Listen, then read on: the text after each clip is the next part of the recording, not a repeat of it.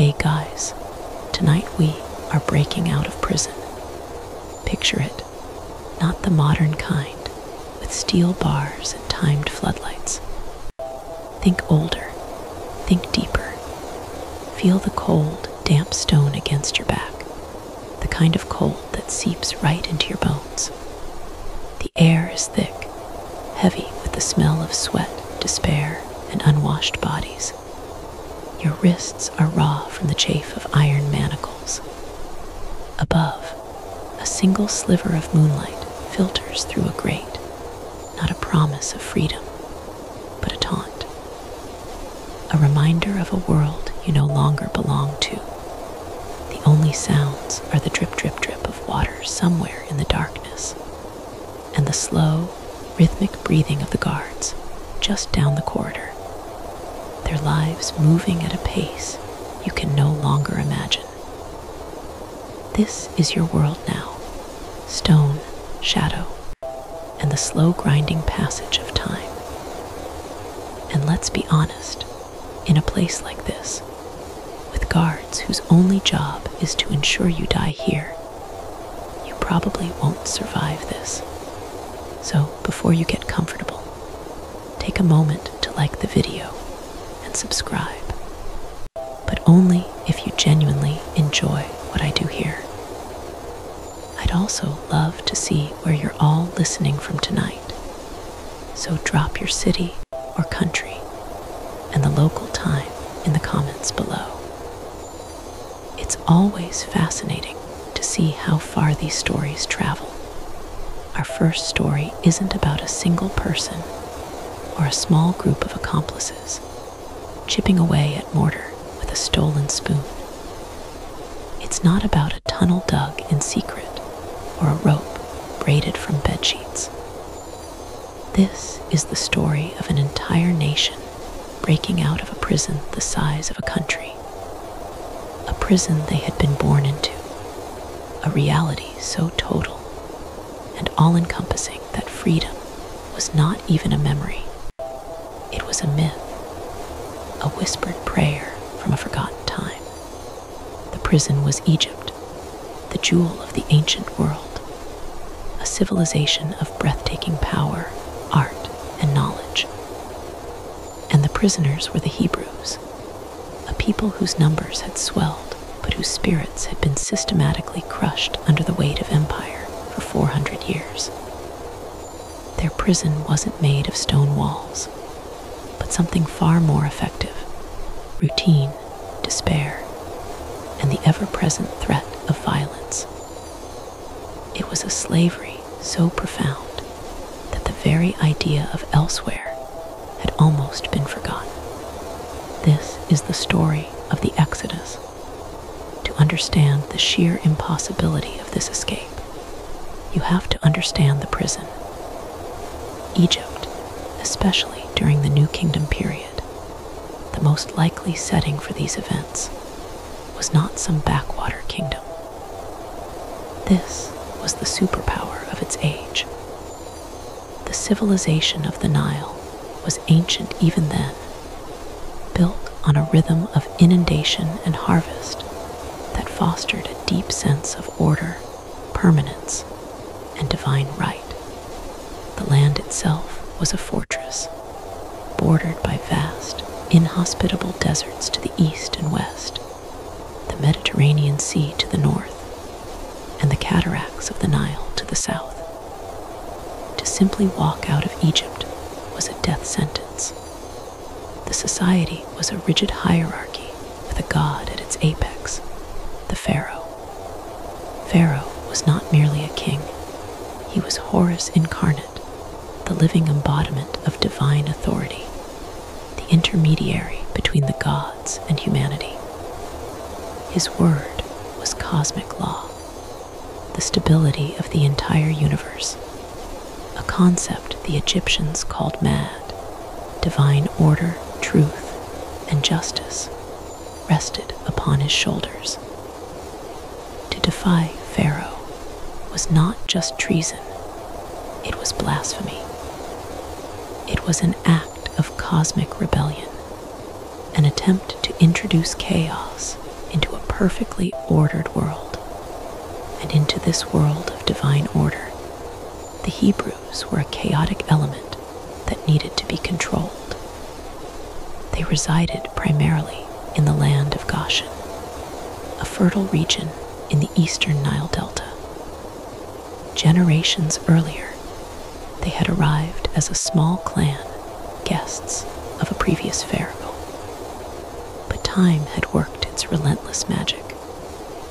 They had, as the scripture says, multiplied and grown exceedingly strong, so that the land was filled with them, to the new dynasty of pharaohs, who had likely expelled the foreign Hyksos rulers and were deeply nationalistic and suspicious of any large foreign population. The Hebrews were a threat. They were a demographic time bomb. What if a foreign enemy invaded from the east? Would these Hebrews join them? This fear, this xenophobic paranoia, became state policy. The solution was brutal and pragmatic: enslavement. This was not simply chattel slavery, as we might imagine from later periods of history. It was a systematic program of corvée labor, a state-organized machine of human misery designed for two purposes: to build the magnificent treasure cities of the empire and to break the spirit of the Hebrew people. The names of the cities they built are Pithom and Ramesses. Archaeologists still debate their exact locations, but their function is clear. They were vast storage depots, military garrisons, and administrative centers for the Egyptian Empire's eastern frontier. To build them required endless labor. Imagine the scene, repeated day after day, year after year, for decades. The Egyptian sun is a merciless, white-hot hammer in a cloudless sky. The air shimmers with heat rising from the baked earth. All around is the rhythmic squelch of bare feet in mud, the grunts of men lifting heavy loads, and the sharp, percussive crack of a whip. The Hebrews are tasked with making bricks. They dig the clay from the banks of the Nile's canals, mix it with water, and then add straw as a binding agent. They stomp it with their feet until it reaches the right consistency, then pack the heavy, wet mixture into wooden molds. They lay the molds out in endless rows under the sun to bake into hard, rough blocks. It is back-breaking, soul-destroying work. The quotas are relentless. The taskmasters, armed with hardened leather whips, patrol the lines, their eyes scanning for any sign of slowing, any hint of defiance. A whip cracks, and a man cries out, his back flayed open for a moment's rest. There is no escape from the heat, the labor, or the pain, but physical oppression was only one part of the prison. The true genius of the system was psychological. It was designed to strip them of their identity.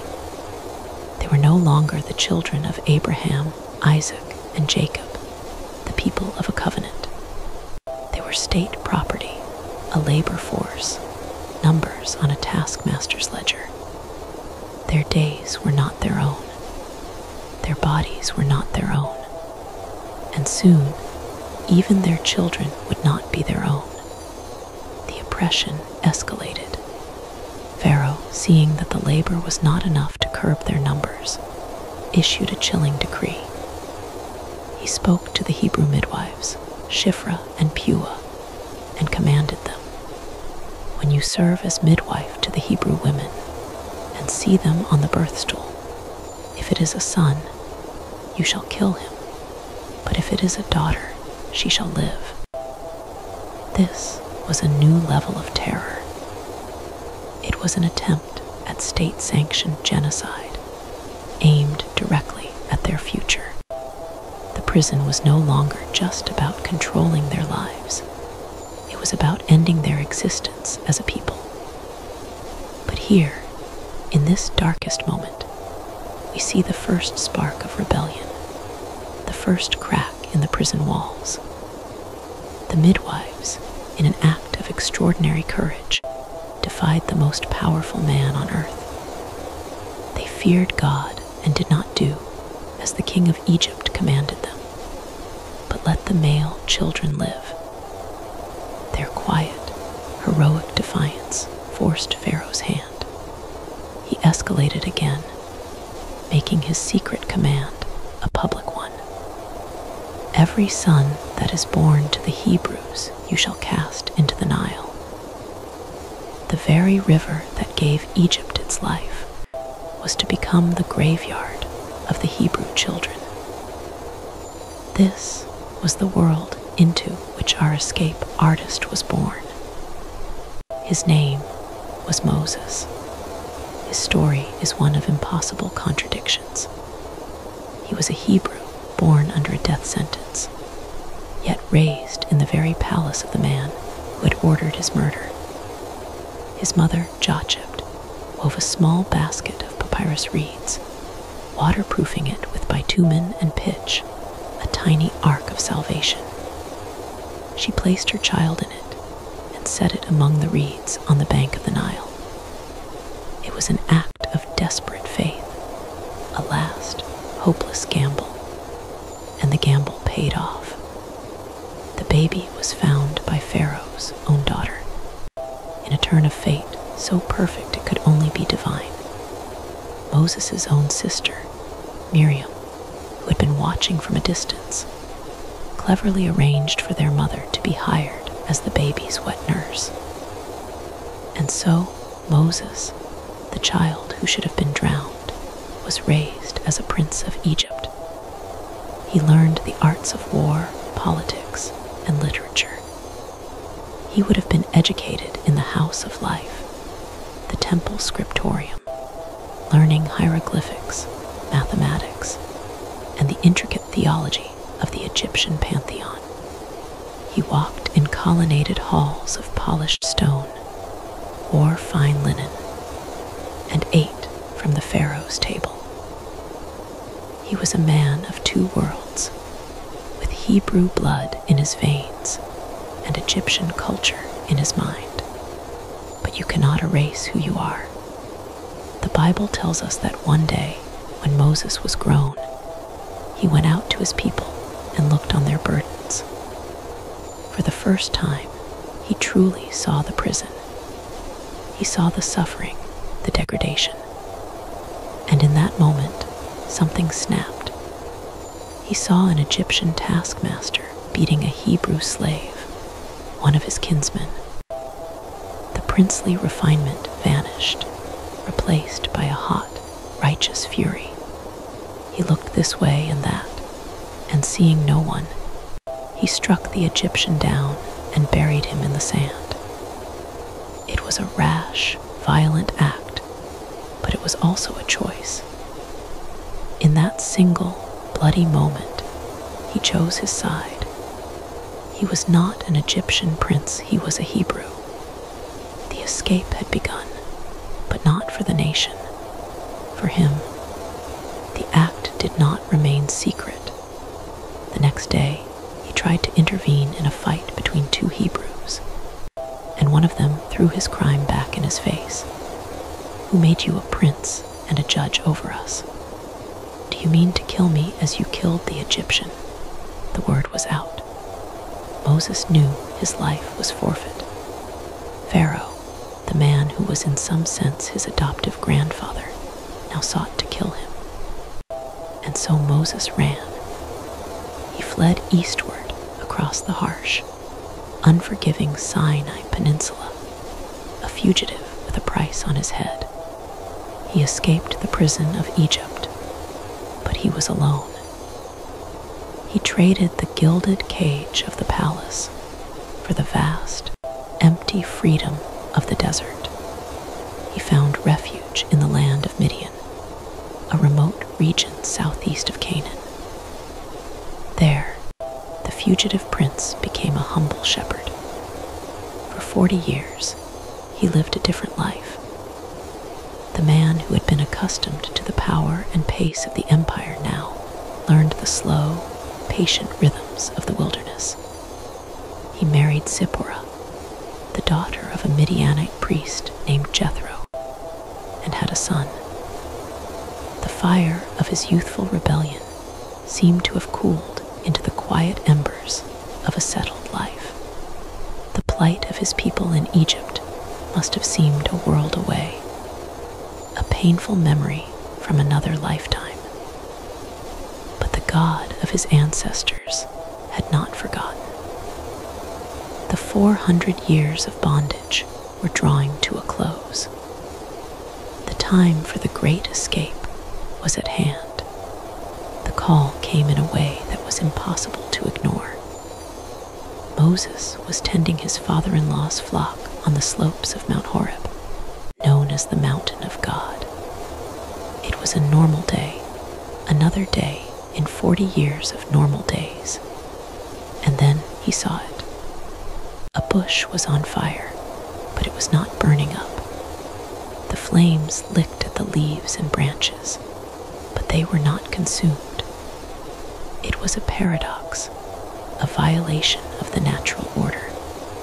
Drawn by curiosity, he approached, and from the heart of the fire, a voice called his name. Moses, Moses. This was no desert mirage. This was a divine encounter. The voice identified itself as the God of his fathers, the God of Abraham, Isaac, and Jacob. And he gave Moses his mission. I have surely seen the affliction of my people who are in Egypt, and have heard their cry because of their taskmasters. I know their sufferings, and I have come down to deliver them out of the hand of the Egyptians, and to bring them up out of that land to a good and broad land, a land flowing with milk and honey. Come, I will send you to Pharaoh, that you may bring my people, the children of Israel, out of Egypt. This was the moment. The grand plan for the greatest prison break in history was laid out, and Moses' response was not a heroic yes. It was a cascade of doubt and fear. Who am I to do this? What is your name, so I can tell them who sent me? What if they don't believe me? I am not a good speaker. I am slow of speech and of tongue. Moses, the man who had been raised with the confidence of a prince, was now a broken, hesitant shepherd. He had tried to be a deliverer once before, on his own terms, and it had ended in murder and exile. He knew the power of Pharaoh. He knew the might of Egypt. The mission seemed impossible, suicidal, but God answered every objection. He revealed his personal name, Yahweh, I am who I am, a name that speaks of eternal, self-existent being. He gave Moses signs to perform. His staff would become a snake, his hand would become leprous, and then clean again. And he addressed his final, most human insecurity, his inability to speak eloquently. He assigned Moses' own brother, Aaron, to be his spokesman. There were no more excuses. The reluctant hero accepted his charge. Moses, the fugitive, was to return to Egypt, walk into the court of the most powerful man in the world, and demand the release of his entire nation of slaves. The confrontation that followed is one of the most dramatic in all of literature. Moses and Aaron, two elderly men from a despised slave people, stood before the might and majesty of the Egyptian throne. The audience hall would have been an intimidating spectacle, designed to awe and overwhelm. Towering columns painted with vibrant scenes of military victories, floors of polished alabaster, and at the far end, seated on a golden throne, was Pharaoh himself, adorned with the symbols of his divinity, the crook and the flail, the double crown of Upper and Lower Egypt. He was surrounded by his priests, generals, and viziers, a court of immense power. Into this scene walked the two brothers, armed with nothing but a shepherd's staff and a divine command. Aaron spoke the words, "Thus says Yahweh, the God of Israel, let my people go, that they may hold a feast to me in the wilderness." Pharaoh's reaction was one of pure, arrogant disbelief. Who is Yahweh that I should obey his voice and let Israel go? I do not know Yahweh, and moreover, I will not let Israel go. From Pharaoh's perspective, this was an absurd request. Yahweh was a nonentity, the tribal deity of a slave people. Why would he, the living Horus, heed the command of such a god? It was an insult to him and to the entire Egyptian pantheon. Ra, the sun god Osiris, the god of the afterlife Isis, the mother goddess Hapi, the god of the Nile. To acquiesce would be a sign of weakness, a crack in the foundation of mad. His response was to tighten the screws. He accused the Hebrews of being lazy, of wanting to shirk their duties. He issued a new decree. The slaves would no longer be given straw for their brickmaking. They would have to gather it themselves, but their daily quota of bricks would remain the same. It was an impossible task. The prison had just gotten smaller, the walls thicker. The Hebrews, their burdens now heavier than ever, turned on Moses and Aaron, blaming them for their increased suffering. The initial phase of the escape plan had been a catastrophic failure. This is where the real battle began. It was not to be a battle of swords and spears, but a battle of wills, a divine showdown between the god of the slaves and the gods of the empire. The weapons were the 10 plagues, a series of ecological and biological disasters, each one a direct assault on the power structure and religious beliefs of Egypt. This was not random destruction. It was a systematic dismantling of Pharaoh's world. The first blow was aimed at the heart of Egypt, the Nile. At God's command, Aaron struck the water of the river with his staff. Before the eyes of Pharaoh and his court, the lifeblood of their civilization turned to blood. The water became putrid, the fish died, and the river stank. The Egyptians could not drink from their sacred river. This was a profound theological attack. The Nile god Hapi was seen as the source of all life and fertility. Now, he was offering up only death and decay. The Egyptian priests, the guardians of the old magic, managed to replicate the feat on a small scale with their secret arts, allowing Pharaoh to dismiss it. His heart, the text tells us, was hardened.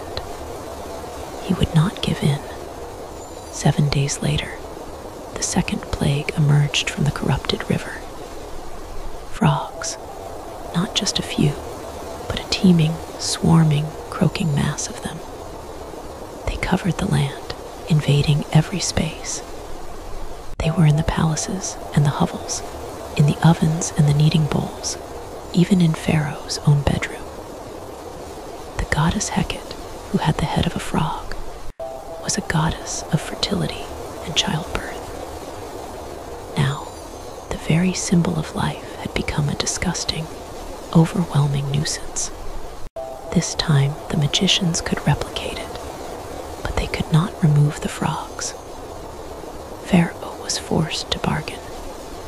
He summoned Moses and Aaron and pleaded, "Plead with Yahweh to take away the frogs from me and from my people, and I will let the people go." But as soon as Moses prayed and the frogs died, leaving the land in a stinking mess, Pharaoh's resolve returned. He broke his promise. The escape was denied. The plagues continued, each one escalating in severity. The third was lice, or gnats, a cloud of biting insects that rose from the dust of the land. This time, the Egyptian magicians were powerless. They confessed to Pharaoh, "This is the finger of God." But still, he would not listen. The fourth plague was swarms of flies, but with a crucial difference. A distinction was made. The swarms tormented the Egyptians, but the land of Goshen, where the Hebrews lived, was untouched. This was no longer a general disaster. It was a targeted strike. The message was clear. Yahweh had the power to protect his people, even in the heart of the enemy's territory. Pharaoh tried to negotiate again, offering a compromise. "Go, sacrifice to your God within the land." But Moses refused. The terms were non-negotiable. "Let my people go." The fifth plague struck at Egypt's wealth and military strength, their livestock. A severe pestilence killed the Egyptians' horses, donkeys, camels, herds, and flocks. The animals were central to their economy, agriculture, and warfare. Yet again, the livestock of the Israelites were completely spared. Pharaoh sent investigators, and they confirmed it was true. The evidence of a targeted, supernatural power was undeniable. Yet, his heart remained hard. The sixth plague became personal, attacking the bodies of the Egyptians themselves. Moses and Aaron took handfuls of soot from a kiln and threw it into the air before Pharaoh. It became a fine dust that settled on the people and caused boils to break out, festering sores on all the Egyptians, including the magicians, who could not even stand before Moses because of their affliction. The gods of medicine and healing, like Imhotep and Sekhmet, were proven powerless. By now, the land of Egypt was reeling. Its river was polluted, its homes infested, its economy damaged, its people afflicted. And still, the worst was yet to come. The seventh plague was a storm of hail unlike anything Egypt had ever seen. Thunder, lightning, and massive hailstones rained down from the sky, accompanied by fire that ran along the ground. It destroyed everything in the open fields, people, animals, and crops. It shattered trees. The Egyptian sky goddess, Nut, and the gods of agriculture were shown to have no control. And once again, in the land of Goshen, there was no hail. The division was absolute. Pharaoh, terrified, summoned Moses and confessed, "This time I have sinned, Yahweh is in the right, and I and my people are in the wrong." He promised to let them go. But as soon as the storm ceased, his pride and stubbornness returned. He rescinded his order. The eighth plague finished what the hail had started. An east wind blew all night, and in the morning, it brought a locust swarm of unimaginable density. They covered the face of the land, so that the land was darkened, and they ate every plant that the hail had left. They filled the houses. There was nothing green left in all of Egypt. This was total agricultural devastation. Famine was now a certainty.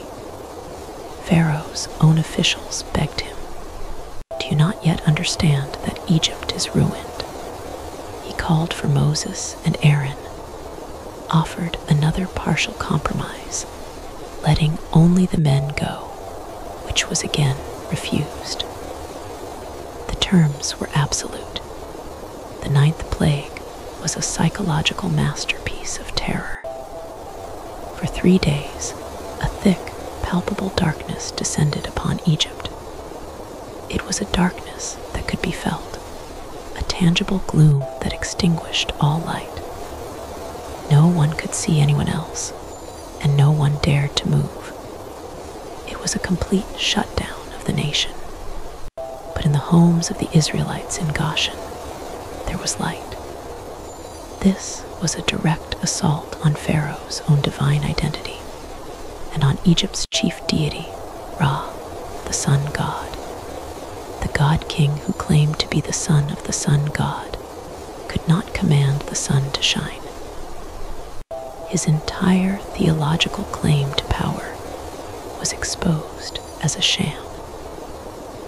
For 3 days, the source of all life and order was blotted out, replaced by a primeval chaos. Pharaoh was now teetering on the edge of breaking. He made one final offer: "Go, serve Yahweh. Your little ones also may go with you. Only let your flocks and your herds remain behind." He was still trying to maintain some control, to keep a hostage. But Moses refused. Not a hoof shall be left behind. This enraged Pharaoh. He exploded in fury. "Get away from me. Take care never to see my face again. For on the day you see my face, you shall die." Moses' calm reply was chilling. "As you say, I will not see your face again." The negotiations were over. The final, most devastating blow was coming. God gave Moses the instructions for the last act. This would not be a plague that the Israelites would simply observe from a distance. They were to be active participants. This was the institution of the Passover, the birth of a nation in a single night of terror and ritual.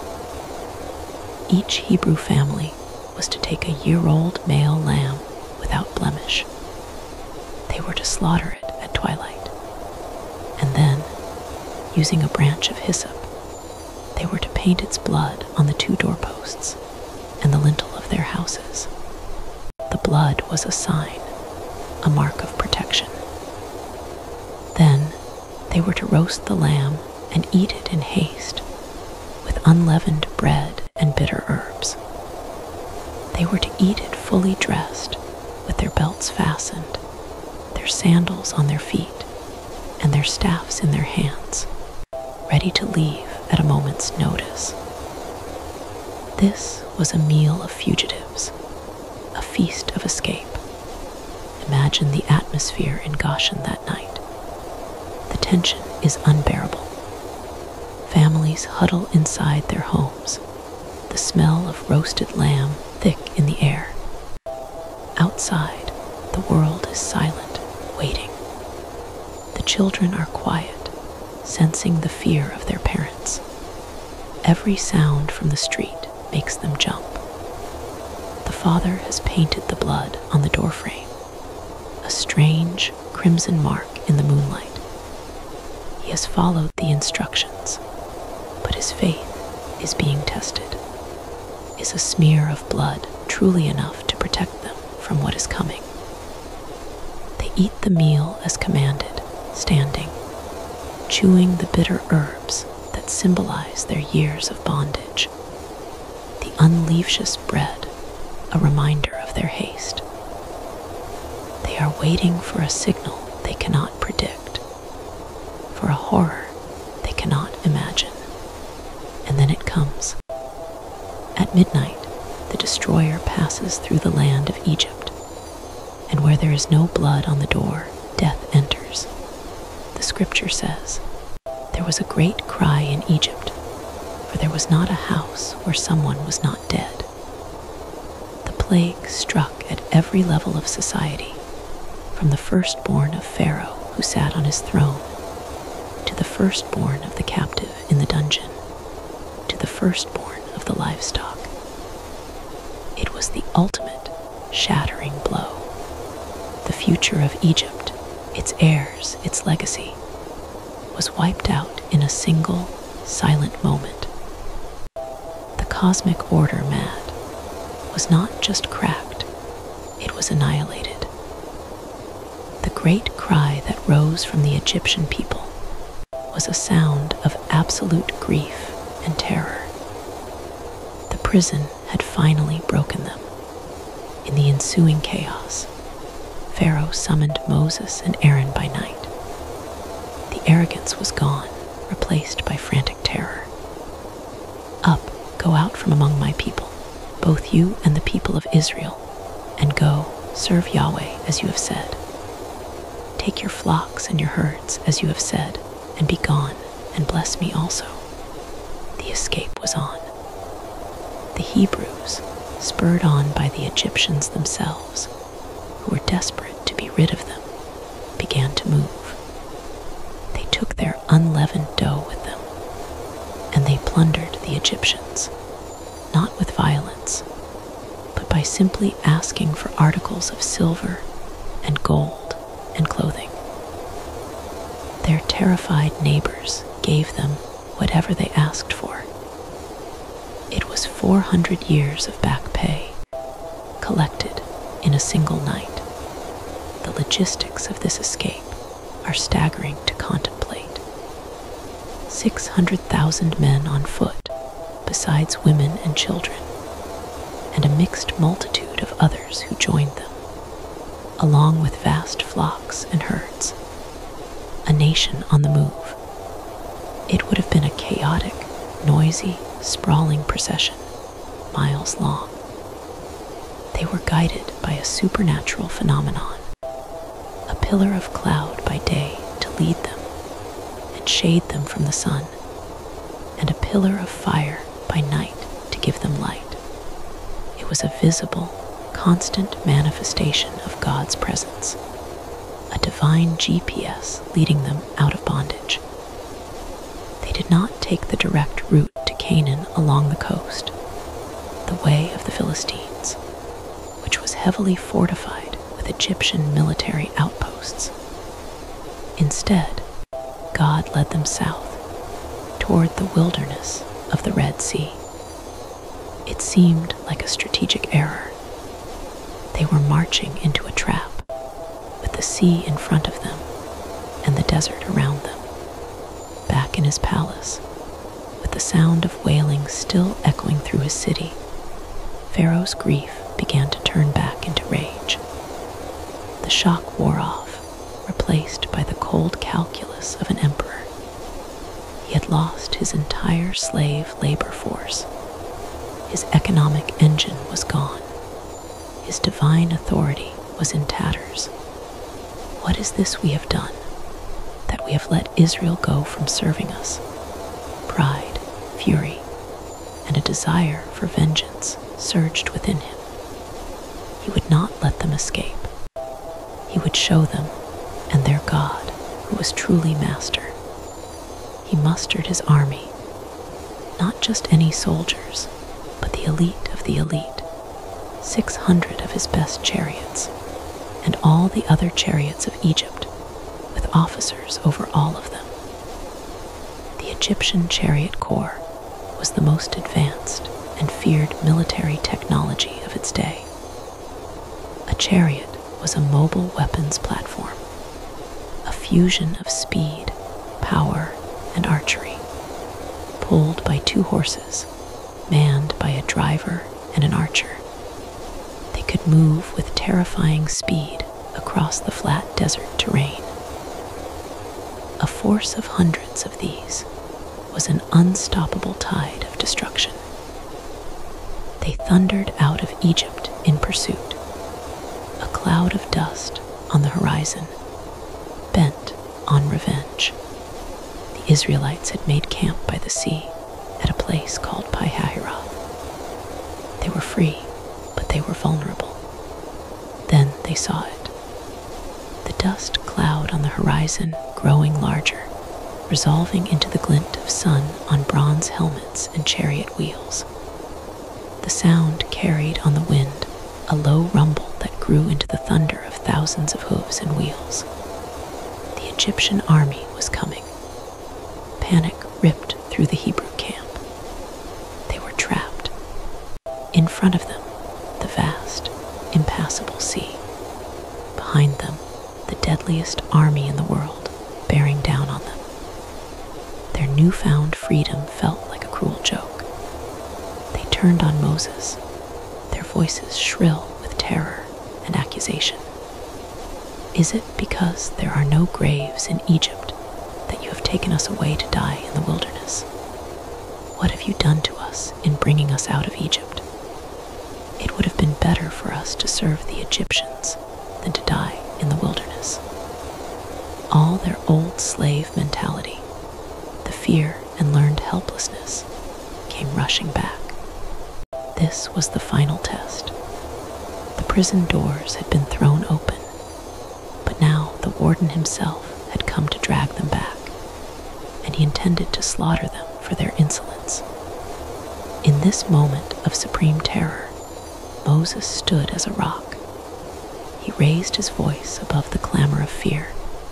Fear not, stand firm, and see the salvation of Yahweh, which he will work for you today. For the Egyptians whom you see today, you shall never see again. Yahweh will fight for you, and you have only to be silent. He was no longer the hesitant shepherd from Midian. He was the confident leader of a nation, his faith forged in the crucible of the plagues. As the Egyptian army drew closer, the divine pillar of cloud that had been leading the Israelites moved. It lifted into the air and went behind them, settling between the camp of Israel and the camp of Egypt. To the Israelites, it was a glowing pillar of fire, a protective wall of light. To the Egyptians, it was a cloud of thick darkness, sowing confusion and halting their advance. The two armies were separated, held in a supernatural stalemate for the entire night. Then God commanded Moses, "Lift up your staff and stretch out your hand over the sea and divide it, that the people of Israel may go through the sea on dry ground." Moses did as he was told. He stood at the edge of the water and stretched his hand out over the sea. And then the miracle of miracles began. A strong east wind began to blow. It howled all night long, a mighty, relentless gale that pushed against the water. And the sea began to part. The waters were driven back, piling up on either side like liquid walls. A pathway of dry land appeared in the midst of the sea, a corridor through the deep. At the first light of dawn, the order was given. The Israelites began to move. They walked into the heart of the sea, on a path no human had ever trod. Imagine their terror and awe. On their right and their left were towering walls of churning, living water, held back by a power they could not comprehend. They hurried across, a nation walking through the belly of the deep, 1,000,000 individual heartbeats of fear and hope. When the Egyptians saw them escaping, they plunged in after them. The entire army, horses, chariots, and all charged down into the seabed in pursuit. But their technology, so effective on the flat plains, became their undoing. The ground, though though dry, was still soft. The heavy chariot wheels began to get clogged. The horses panicked. The elite fighting force descended into a chaotic, mud-bogged traffic jam in the middle of the sea. As the last of the Israelites set foot on the far shore, God gave Moses the final command: "Stretch out your hand over the sea, that the water may come back upon the Egyptians, upon their chariots, and upon their horsemen." Moses stretched out his hand. The east wind ceased, and the walls of water collapsed. With a deafening roar, the sea returned to its normal course. The full might of the Egyptian army was engulfed. The men, the horses, the technologically superior chariots, all were annihilated, swallowed by the churning chaos.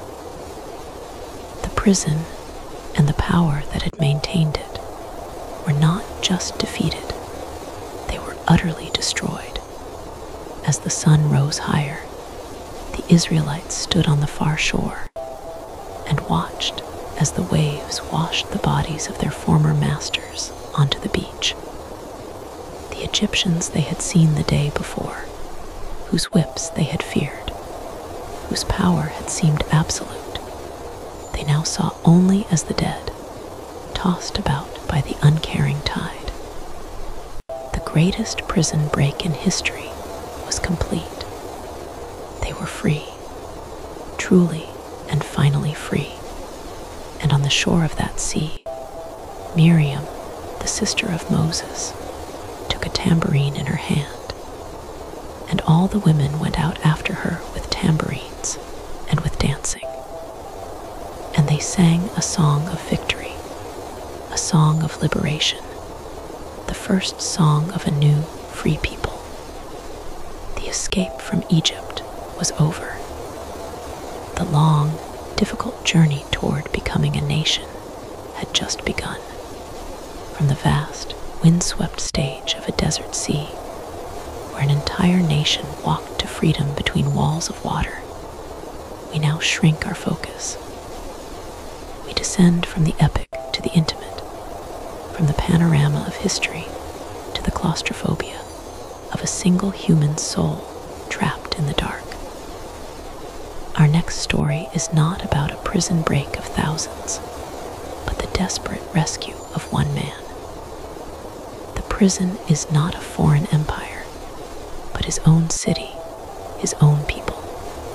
And the cell is not a guarded room, but a hole in the ground, a forgotten pocket of darkness designed for a slow, silent, and filthy death. We move forward in time about 7 centuries from the Exodus to the final, gasping days of the Kingdom of Judah. The city is Jerusalem, and it is starving.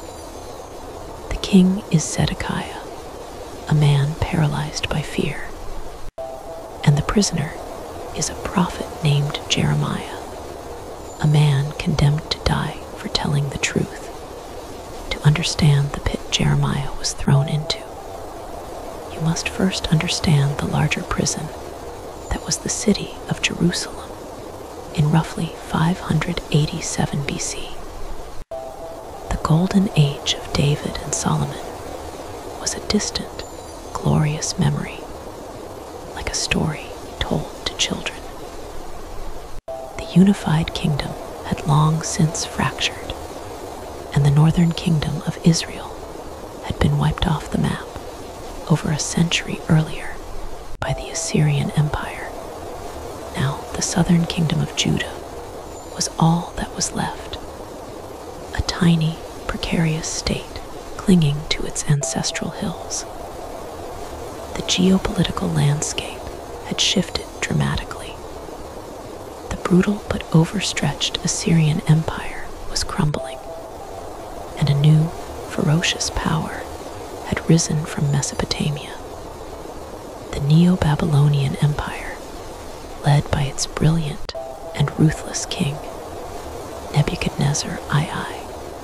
To the south, The ancient power of Egypt was always there, a diminished but still influential force, constantly meddling in the affairs of the smaller kingdoms, promising military aid it could rarely deliver effectively. Judah was a pebble caught between two tectonic plates, and the grinding was about to reach its terrible conclusion. The king of Judah was a man named Zedekiah. He was not, by nature, a monster like the Pharaoh of the Exodus. He was something far more common and perhaps more tragic, a weak man in a position of power during a time of crisis. He was never meant to be king. His nephew, Jehoiachin, had been the rightful king. But after a rebellion against Babylon, Nebuchadnezzar had besieged and captured Jerusalem, carting off Jehoiachin, the royal family, the top officials, the craftsmen, and the military elite to exile in Babylon. Nebuchadnezzar then placed Zedekiah, Jehoiachin's uncle, on the throne as a puppet king.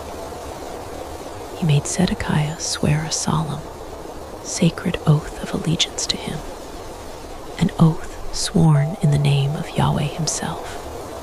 Zedekiah's entire reign was therefore built on a foundation of humiliation and divided loyalty. He was king, but he was a vassal. He ruled, but at the pleasure of a foreign emperor. Inside Jerusalem, the political atmosphere was a powder keg. A powerful faction of nobles and military commanders, fiercely nationalistic and virulently anti-Babylonian, seethed with resentment. They saw Zedekiah's vassalage as a disgrace. They looked to Egypt, Judah's traditional ally, and listened to the whispers of ambassadors promising chariots and soldiers to help them throw off the Babylonian yoke. They were the war party, the hawks, and they controlled the popular imagination. Opposing them was a lone, craggy, and profoundly unpopular voice, the prophet Jeremiah. For over 2 decades, Jeremiah had been walking the streets of Jerusalem with a message of brutal, unvarnished realism that no one wanted to hear. His message was this: Nebuchadnezzar is not just a foreign conqueror. He is God's instrument of judgment. The sins of Judah, its idolatry, its social injustice, its empty religious ritual, have become so great that the covenant is broken. God has handed this land over to the king of Babylon. To resist him is to resist God himself. The only path to survival is submission. Repent and accept your punishment. Serve the king of Babylon, and you will live. You can imagine how this message went over. To the nationalist princes, it was treason. To the people, it was demoralizing blasphemy. Jeremiah was a pariah, a public enemy. He had been arrested, put in stocks, threatened, and ridiculed. Yet he persisted. He was a man carrying a burden he could not set down, a fire in his bones that forced him to speak words that broke his own heart. He was called the weeping prophet because he lamented so deeply for the destruction he knew was coming. A destruction his own people were rushing headlong to embrace. Finally, against Jeremiah's dire warnings, King Zedekiah buckled. Pressured by his pro-Egyptian officials, he broke his sacred oath to Nebuchadnezzar and entered into a rebellious alliance with Egypt. The reaction from Babylon was swift and predictable. Nebuchadnezzar marched his army west. The cities of Judah fell one by one until only Jerusalem was left. And then the Babylonians laid siege to the holy city. The siege was a slow, methodical act of strangulation. The Babylonian army, the most advanced of its day, constructed a wall of circumvallation around Jerusalem, cutting it off from the outside world. No food could get in, no one could get out. Days turned into weeks, weeks into months. Inside the city walls, the grim reality of ancient warfare began to set in. The granaries slowly emptied. Food prices skyrocketed. The rich hoarded what they could, while the poor began to starve. The Book of Lamentations, a collection of poems mourning the destruction of Jerusalem, gives us a horrifying glimpse into the city's agony. The tongue of the nursing infant sticks to the roof of its mouth for thirst. The children beg for food, but no one gives to them. The hands of compassionate women have boiled their own children. They became their food during the destruction of the daughter of my people. Society was breaking down. Disease ran rampant. The dead were left unburied in the streets. The city of God had become a charnel house, and all the while, Jeremiah continued to preach his terrible message. He walked among the starving people and the gaunt soldiers, telling them, "Thus says the Lord, he who remains in this city shall die by the sword, by famine, and by pestilence. But he who goes out to the Chaldeans shall live. This city shall surely be given into the hand of the army of the king of Babylon and be taken." He was actively encouraging desertion. He was telling the soldiers to surrender. From a military perspective, this was high treason. He was a one-man psychological warfare operation, destroying the morale of the defenders. At one point, a glimmer of false hope appeared. The Egyptian army made a move, marching up from the south to challenge the Babylonians. Nebuchadnezzar, in a tactical move, temporarily lifted the siege of Jerusalem to go and deal with the Egyptian threat. The city erupted in celebration. The gates were opened. The people believed they were saved, that Jeremiah was a false prophet. In this brief interlude, Jeremiah decided to leave the city to go to the land of Benjamin to claim some family property. But as he was passing through the gate of Benjamin, he was arrested by a sentry. "You are deserting to the Chaldeans," he was accused. It was a plausible charge, given his message. Despite his denials, he was beaten and thrown into a makeshift prison in the house of a scribe named Jonathan. It was likely a cellar or an underground chamber, a dungeon where he was left to languish. The conditions were so bad that he later pleaded with King Zedekiah, "Do not send me back to the house of Jonathan, the secretary, lest I die there." His plea worked to a degree. Zedekiah, who seemed to have a strange, conflicted respect for the prophet, moved him to the court of the guard in the royal palace. It was a more humane form of house arrest. He was even given a daily ration of bread from the baker's street, until all the bread in the city was gone. It was here that he continued to prophesy. And soon, the false hope evaporated. The Babylonians defeated or drove off the Egyptians and returned to Jerusalem, and the siege was renewed, tighter and more desperate than ever. The starvation grew worse. The the bread ran out. The end was near. This is when Jeremiah's enemies decided to act. A group of 4 prominent officials, Shephatiah, Jedaliah, Jukal, and Pashur, heard the words Jeremiah was speaking to the people in the court of the guard. They were enraged. This man was counseling surrender while they were fighting for their lives. He was weakening the hands of the soldiers and the people. They saw him not as a man of God, but as a traitor who sought the harm of his nation. They went to the king. Imagine the scene. Zedekiah is in his palace, a king trapped in his own capital, listening to the sounds of starvation and the distant clamor of the enemy army.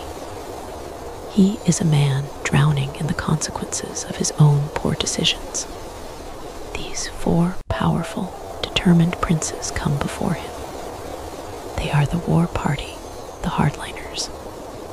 Their faces are grim, their eyes burning with righteous fury. Let this man be put to death, they demand, for he is weakening the hands of the soldiers who are left in this city and the hands of all the people by speaking such words to them. For this man is not seeking the welfare of this people, but their harm. They lay out a compelling case for capital punishment on the grounds of treason. And what does the king do? The man who holds the power of life and death, the guardian of justice in the kingdom, he capitulates completely. His response is one of the most pathetic abdications of responsibility in the entire Bible. Behold, he is in your hands, for the king can do nothing in opposition to you. He washes his hands of the matter. He is so terrified of his own officials, so unwilling to take a stand for what he might even suspect is right, that he signs a man's death warrant with a shrug of his shoulders.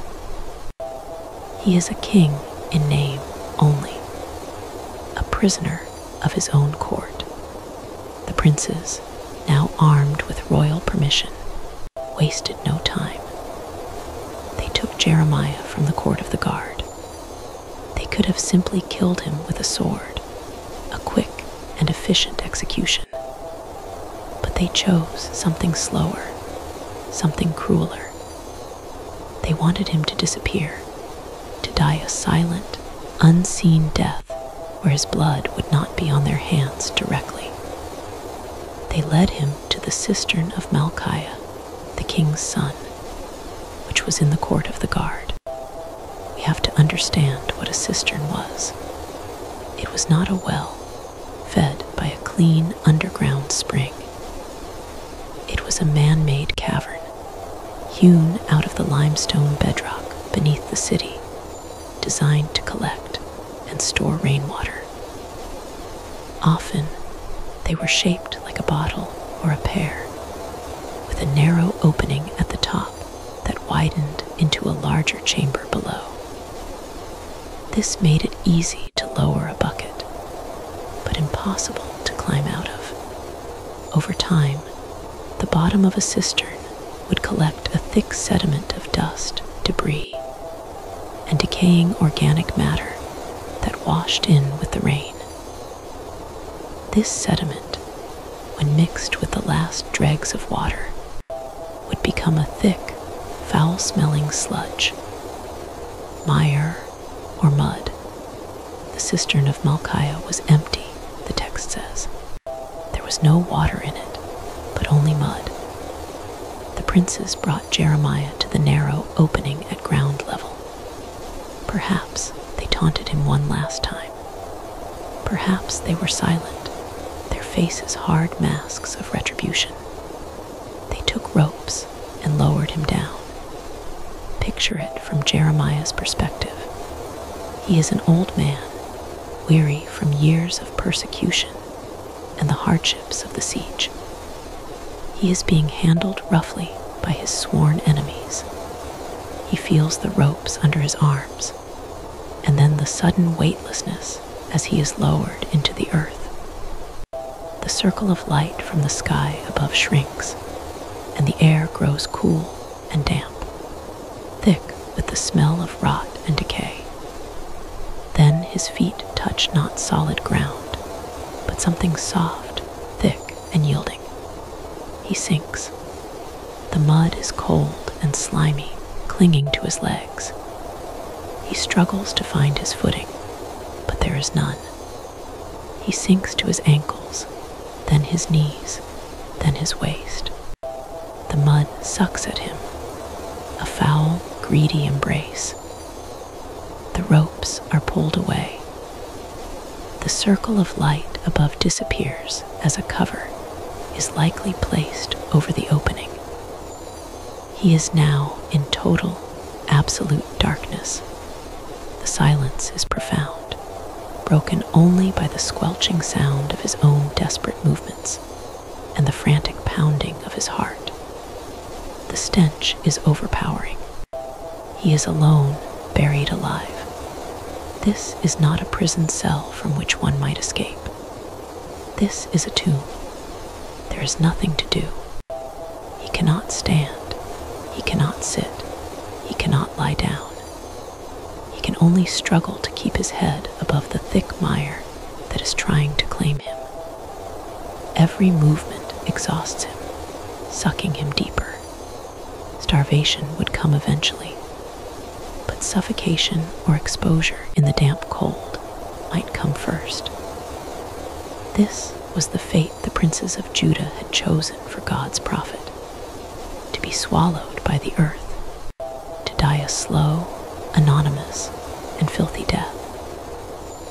It was a death sentence designed to inflict the maximum amount of psychological terror, a complete sensory deprivation, leading to a lonely demise. In that suffocating darkness, abandoned by his king and his people, Jeremiah had reached the absolute bottom. But word of this secret atrocity got out, and the hero who emerges is the most unlikely of characters. His name is Ebed-Melech. The text tells us 3 things about him. He was an Ethiopian, a Cushite, from the region of modern-day Sudan. He was a eunuch, and he was an official in the king's palace. In the social hierarchy of Judah, he was an outsider 3 times over. He was a foreigner, a black man in a Semitic society. He was a eunuch, a man who could have no family, no descendants, no stake in the future of the nation.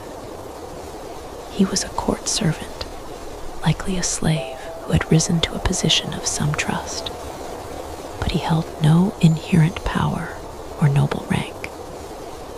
He was, by all accounts, a nobody. And yet, this nobody was the only person in Jerusalem with the moral clarity and the courage to act. Ebed-Melech heard what the princes had done, and he did not stay silent. He did not whisper his concerns to a friend. He went looking for the king. He found Zedekiah sitting in a public place of judgment, the gate of Benjamin, one of the main gates of the city. To approach the king here was a public act. Everyone would see it. Everyone would hear it. Ebed-Melech, the foreign eunuch, walked up to the king of Judah, a man surrounded by his retainers and the very princes who had just condemned Jeremiah. And he spoke. "My lord the king, these men have done evil in all that they did to Jeremiah the prophet by casting him into the cistern, and he will die there of hunger, for there is no more bread in the city." It was an act of breathtaking bravery. He directly accused the most powerful men in the city of evil to their faces, in front of the king. He spoke the plain truth that Zedekiah was too cowardly to acknowledge. He didn't just report an event, he rendered a moral judgment. He called evil by its name, and something about his simple, direct, courageous appeal broke through Zedekiah's paralysis. Perhaps he was shamed. Perhaps the courage of this foreign servant made him see his own cowardice. Or perhaps he simply feared the divine consequences of letting a prophet die in such a manner. Whatever the reason, the king was stirred to action. He turned to Ebed-Melech and gave him a command. Take 30 men from here with you and pull Jeremiah the prophet up from the cistern before he dies. The number 30 men is significant. It seems like an excessive amount to pull one old man out of a pit. It likely indicates that Zedekiah anticipated resistance. He was empowering Ebed-Melech with a force large enough to override any attempt by the princes or their supporters to interfere with the rescue. He was finally, belatedly, acting like a king. Ebed-Melech now had the king's authority, and he moved with purpose and, remarkably, with great compassion. He didn't just grab ropes. He went to a room beneath the palace treasury and gathered a collection of old rags and worn-out clothes. He knew that pulling a man out of thick mud with bare ropes would tear the skin from his armpits, especially an old man weakened by starvation. His foresight was an act of profound kindness in a city consumed by cruelty. He and his men went to the cistern. They removed the cover, and light pierced the darkness for the first time. Imagine Jeremiah, delirious with hunger and cold, sunken into the mire, looking up to see a face peering down. He must have thought he was hallucinating. Ebed-Melech called down to him, his voice echoing in the chamber.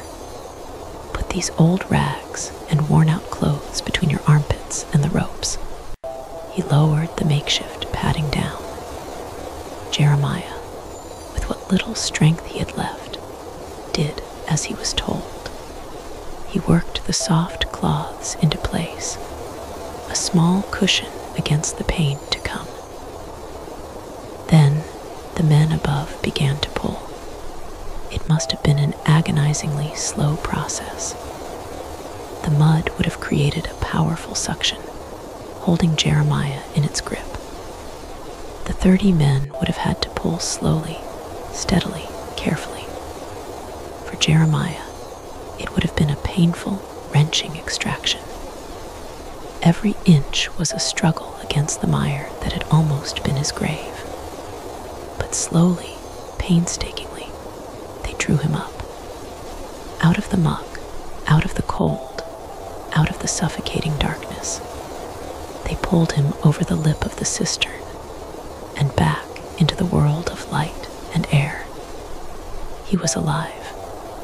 He was filthy, shivering, and weak, but he was alive. The rescue was complete. The escape was not one of his own making, but one made possible by the courage of a foreign outcast and the compassion of a king finally shamed into doing his duty. Jeremiah was not set free. The princes were still too powerful for that, but he was taken out of their reach. He was returned to the court of the guard, where he would remain until the day Jerusalem fell. He was safe, and he was fed. His rescue had a profound theological coda. Later, God would send Jeremiah a message specifically for Ebed-Melech, the brave Ethiopian. It was a promise of personal deliverance. Thus says the Lord of hosts, the God of Israel, Behold, I will bring my words upon this city for evil and not for good. But I will deliver you in that day declares the Lord, and you shall not be given into the hand of the men of whom you are afraid. For I will surely save you, and you shall not fall by the sword, but you shall have your life as a prize of war, because you have put your trust in me, declares the Lord. The one man who acted with selfless courage to save God's prophet was given the one thing everyone else in the city was about to lose: his life. In the days that followed, King Zedekiah, still racked with fear and indecision, sent for Jeremiah one last time. They met in secret. The king was terrified of his own officials, terrified of the Babylonians, terrified of everything. He asked Jeremiah for a true word from the Lord, promising not to kill him. Jeremiah told him the truth one more time. If you will surrender to the officials of the king of Babylon, then your life shall be spared, and this city shall not be burned with fire. But if you will not surrender, this city shall be given into the hand of the Chaldeans, and they shall burn it with fire, and you shall not escape from their hand. Even then, with rescue offered, Zedekiah could not bring himself to act. He was afraid the Jews who had already deserted would mock him. His pride and his fear were stronger than his will to survive. He sent Jeremiah back to the court of the guard, begging him to keep their meeting a secret. It was the last chance. Soon after, the Babylonian army broke through Jerusalem's walls. The city fell. The horrors that Jeremiah had prophesied for decades came to pass. The city was plundered and burned. The Temple of Solomon was destroyed. The princes who had thrown Jeremiah into the cistern were captured and killed. And King Zedekiah, trying to escape with his family, was captured on the plains of Jericho. He was brought before Nebuchadnezzar at his headquarters in Riblah. There, the weak, vacillating king was forced to watch as his own sons were slaughtered before his eyes. Then his eyes were put out. Blinded and in chains, the last king of Judah was taken to Babylon, where he died in prison.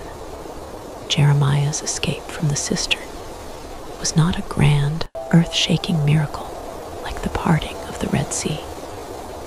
There was no divine thunder, no pillar of fire. It was a small, intensely human drama of cruelty, cowardice, and courage. The prison was a muddy hole, a symbol of the depths of human malice. And the escape was engineered by the quiet bravery of one man who should have been powerless, an outsider who proved to be the most righteous man in a dying city. It's a story that reminds us that sometimes the most powerful force for deliverance is not a cataclysmic act of God, but a simple, courageous act of human decency in the face of evil. And sometimes that is miracle enough. We leave the choking mud and the final, desperate days of a dying kingdom and travel forward in time and space. We move from a city being strangled to the heart of a global empire at the height of its power. Our next prison is not an accident of circumstance, a muddy hole chosen in a moment of cruel inspiration. This prison is a calculated legal masterpiece, a trap woven from words and sealed with the signet of a king. It is a sentence of death by spectacle, designed by jealous men to eliminate a rival they could not defeat by any other means. Our prisoner is not a weeping prophet in sackcloth, but a venerable statesman, a chief administrator of the the most powerful empire the world had yet seen. He is a man whose only crime is his unwavering integrity, a man whose faithfulness will lead him to a night in a stone den, surrounded by the breathing darkness and the hungry roar of lions. This is the story of Daniel, an old man in a new kingdom, facing a sentence decreed by the unalterable law of the Medes and Persians. The world has changed. Jerusalem, whose fall we witnessed through Jeremiah's eyes, is a ruin. The Babylonian Empire, the hammer of God that had shattered Judah, has itself been shattered. The great King Nebuchadnezzar is long dead. His final successor, Belshazzar, saw the terrifying, disembodied hand writing his doom on the wall during a drunken feast. And that very night, the armies of Cyrus the Great poured into the impregnable city of Babylon. The year is 539 BC. A new superpower, the Medo-Persian Empire, now rules the known world, from the borders of India to the shores of the Aegean Sea. And Daniel, who was brought to Babylon as a young nobleman in the first wave of Jewish exiles nearly 70 years earlier, is still there. He is now an old man, perhaps in his 80s, and he has seen empires rise and fall. He has served kings and outlived them. He has interpreted the dreams of a megalomaniac, deciphered the writing on the wall for a fool, and all the while, he has maintained his position, his dignity, and most importantly, his faith. The new ruler of the captured province of Babylonia is a man the scripture calls Darius the Mede. His exact identity is a puzzle for historians, but his role in the story is clear. He is the face of the new Persian authority, and the Persian way of ruling was revolutionary. Unlike the Assyrians who ruled by terror, or the Babylonians who ruled by mass deportation, the Persians, beginning with Cyrus, ruled through a combination of strength and sophisticated administration. Their empire was a multicultural, multi-ethnic entity of immense diversity, and they managed it with a genius for organization. The empire was divided into provinces, or satrapies, each governed by a satrap, or governor, who was accountable to the king. A network of spies, the king's eyes and ears, ensured loyalty. A standardized system of weights, measures, and coinage facilitated trade. The famous Royal Road, a highway stretching over 1,500 miles, allowed for rapid communication and deployment of troops. And crucially, the Persians practiced a policy of relative religious tolerance. Cyrus himself issued the famous decree allowing the Jewish exiles to return to Jerusalem and rebuild their temple, an act that earned him the title of Anointed One from the prophet Isaiah. This was the world Daniel now inhabited, a world of law, order, bureaucracy, and immense, centralized power. The court of Darius, located in the conquered capital of Babylon, would have been a place of incredible opulence and deadly intrigue, a multilingual, cosmopolitan hub where ambitious men from 100 different nations vied for the king's favor. It is in this new, highly organized administration that our story begins. Darius, seeking to establish his rule, sets up 120 satraps to govern his kingdom. And over these satraps, he appoints 3 presidents or chief ministers to whom the satraps would report. This was a system of checks and balances designed to prevent corruption and ensure the smooth flow of revenue to the royal treasury. One of these 3 men, and seemingly the highest among them, was Daniel. The text tells us that Daniel distinguished himself above the other presidents and satraps because an excellent spirit was in him. This was not just a spiritual quality, it was a mark of supreme competence. Daniel was a brilliant administrator. After 70 years in the corridors of power, he understood how the machinery of empire worked. He was efficient, wise, and completely incorruptible. In a system where graft and bribery would have been rampant, Daniel was clean. His excellence was so self-evident that King Darius began to make plans to promote him again, to set him over the entire kingdom as a kind of grand vizier. And that is where the trouble started. The other 2 presidents and the host of satraps watched this unfold with bitterness and envy. Daniel was everything they were not. He was an outsider, a foreigner, one of the conquered peoples, a Jew. And yet, this elderly exile was outshining them all.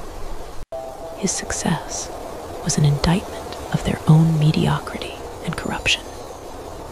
They saw the path of his career ascending directly to the position they all coveted, and they knew they could not compete with him on merit. So they did what threatened insecure men have always done. They conspired. They began to search for a way to destroy him. They formed a committee of resentment, a cabal of the mediocre united by their shared hatred of excellence. They started digging. They audited his accounts. They reviewed his administrative decisions. They interviewed his subordinates. They were searching for any hint of corruption, any evidence of negligence, any mistake they could use to bring a charge against him before the king. But they found nothing. Daniel's record was flawless. His integrity was a fortress they could not breach. The search must have been maddening for them. The more they looked, the more his perfection must have grated on them. And in their frustration, they stumbled upon a cynical, brilliant insight. They came to a stark conclusion, which they voiced among themselves. We shall not find any ground for complaint against this Daniel, unless we find it in connection with the law of his God. They had found his vulnerability, or so they thought. They realized that Daniel's integrity as a public servant was not a professional policy. It was a non-negotiable extension of his devotion to his God. His earthly duties were performed as an act of worship to his heavenly King. The conspirators understood that there was a line Daniel would not cross, a loyalty that superseded his loyalty to Darius. If they could create a situation where the law of the king and the law of his God were in direct conflict, they could force Daniel to make a choice. And they knew which way he would choose. They would use his greatest strength, his unwavering faithfulness, and turn it into a fatal flaw. The plot they devised was a masterstroke of malicious flattery. They came before King Darius not as a resentful clique, but as a united body of loyal administrators. Imagine the scene: a great delegation of all the presidents, prefects, satraps, counselors, and governors thronging into the king's audience chamber. It's an impressive display of unity. approach the throne, bowing low. "O King Darius, live forever." They begin, their voices dripping with feigned adoration.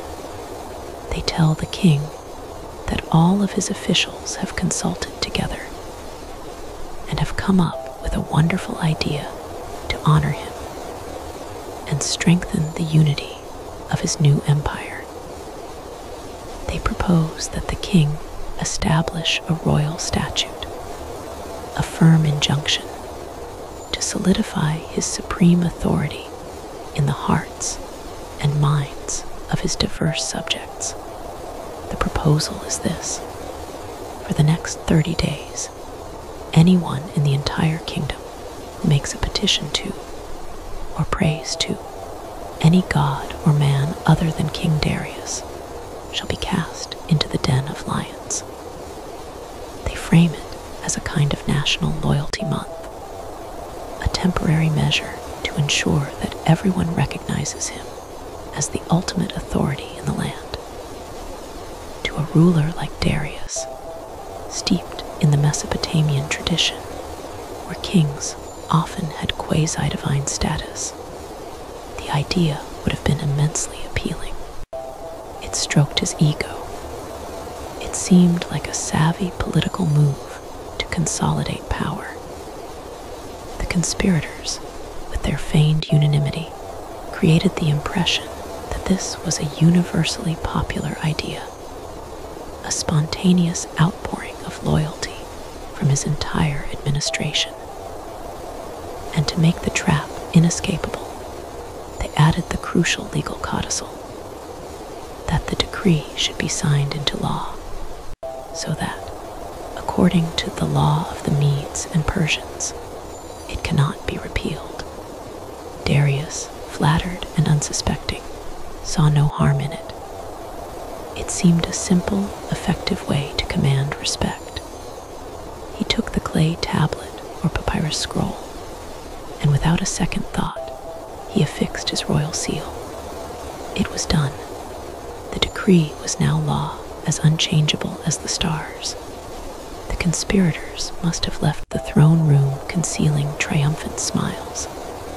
The trap was set. The bait was the king's vanity. The trigger was Daniel's piety. And the jaws of the trap were the unalterable law of the land. Word of the new law would have spread quickly through the capital. Royal heralds would have proclaimed it in the public squares, and Daniel heard it. He understood its implications immediately. He knew exactly who it was aimed at and why. He was faced with a choice. He could compromise. He could simply stop praying for 30 days. Who would know? He could pray silently in his heart. He could close his windows, pray in secret, and avoid detection. It was only a month. God would understand. This would have been the path of pragmatism, of self-preservation. It would have been the reasonable, logical, sensible thing to do. But Daniel was not a man of situational ethics. His piety was not a private, malleable thing. It was a disciplined, structured, and visible habit, forged over a lifetime of exile in a pagan land. His entire life had been a training exercise for this very moment. And so, what he did next was an act of profound and quiet courage. The scripture says, when Daniel knew that the document had been signed, he went to his house. He didn't protest publicly. He didn't make a grand speech. He simply went home. His windows in his upper chamber were open toward Jerusalem. This was a significant detail. Praying toward the Jerusalem temple, even its ruins, was a practice symbolizing hope, remembrance, and loyalty to the covenant. It was a physical expression of his identity. And there, with his windows open for all to see, he got down on his knees 3 times a day and prayed and gave thanks before his God, just as he had done previously. The key phrase is just as he had done previously. This was not an act of defiance. It was an act of consistency. He was not trying to provoke a confrontation. He was simply refusing to allow the law of a man to alter his lifelong conversation with God. For Daniel, to stop praying would be to concede that Darius was a higher authority than Yahweh. It would be to break the first and greatest commandment. It would be a betrayal of the God who had sustained him for over 80 years. So he prayed. Imagine the scene. An old man, his knees on the floor, his face turned toward a ruined city hundreds of miles away, his voice calmly speaking words of petition and praise, while outside, his enemies are watching, listening, their hearts filled with a venomous joy. His open window, once a portal of communion with God, was now the lens through which his enemies would secure his conviction. The conspirators didn't wait long. They had their evidence. They came by agreement and found Daniel making petition and plea before his God. They had him. They rushed back to the king, their faces a mask of manufactured outrage. They approached him not with a direct accusation, but with a clever legal maneuver.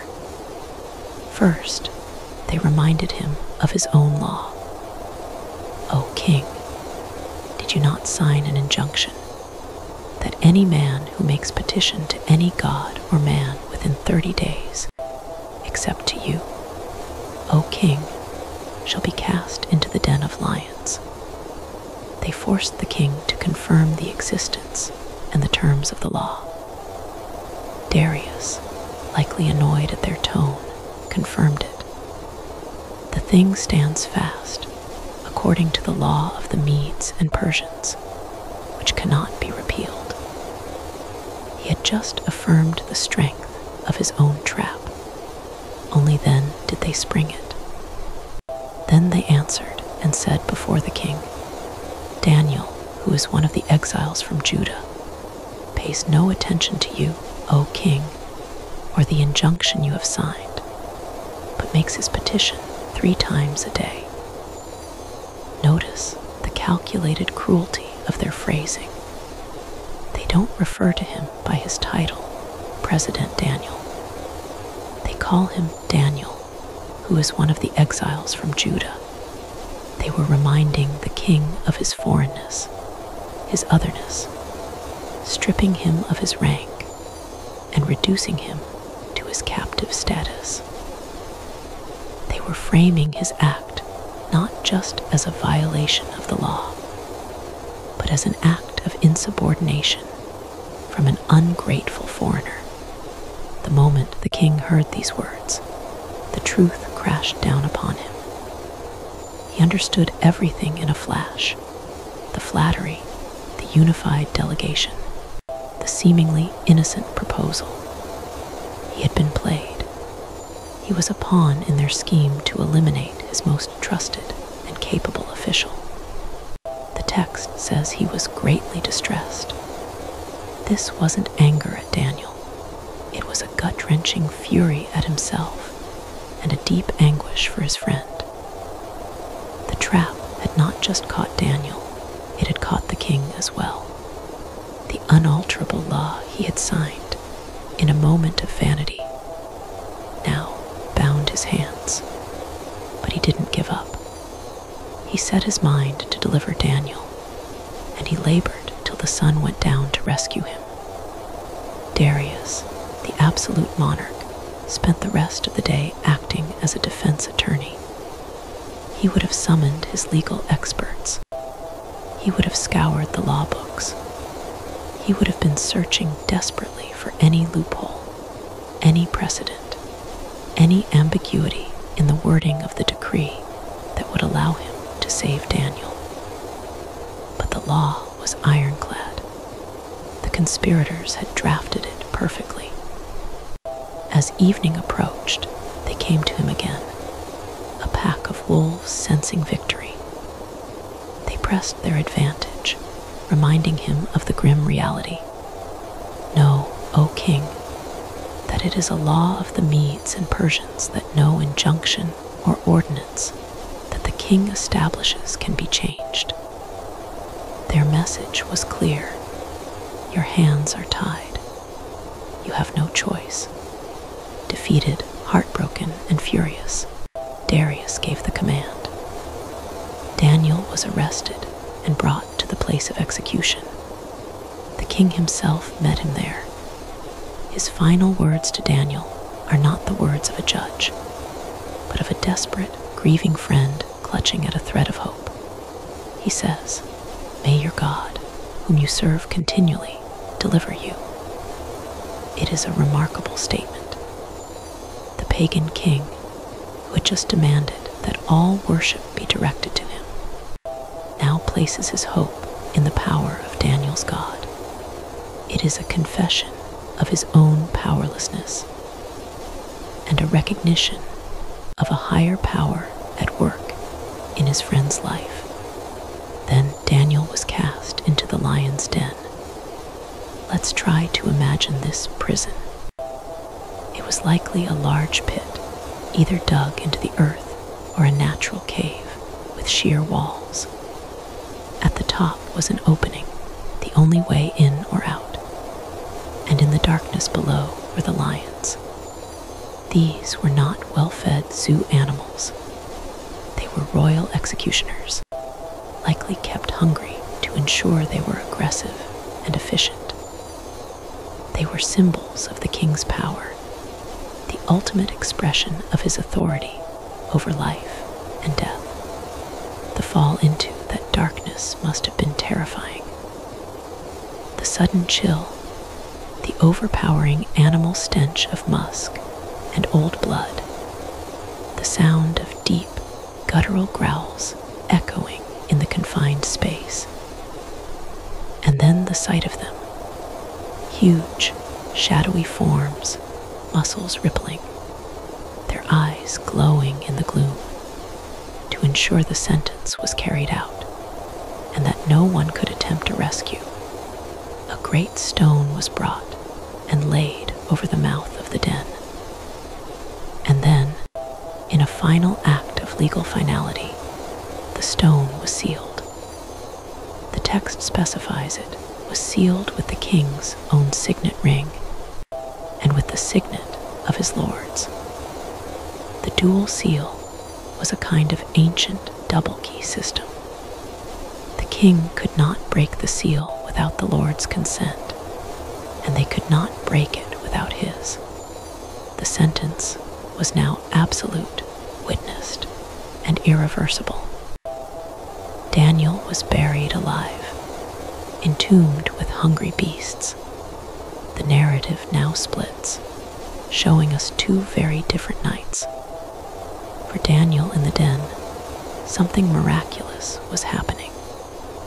The Bible tells it simply, "My God sent his angel and shut the lions' mouths, and they have not harmed me." The mechanism of the miracle is an angel. The effect is total pacification. These ravenous predators, the apex of animal fury, became harmless. We can imagine them, their ferocity supernaturally subdued, perhaps approaching the old man with a strange gentleness, lying down around him like enormous house cats, their deep breathing the only sound in a night of impossible peace. For Daniel, a man who had lived his whole life in communion with God, this was just the most extreme manifestation of a lifetime of divine protection. He was not a prisoner in a den of lions. He was a guest in the throne room of his God, attended by a fearsome but subdued honor guard. But for King Darius, it was a night of utter torment. He went back to his opulent palace, but found no comfort there. He was the one who was truly imprisoned by his guilt, his grief, and his anxiety.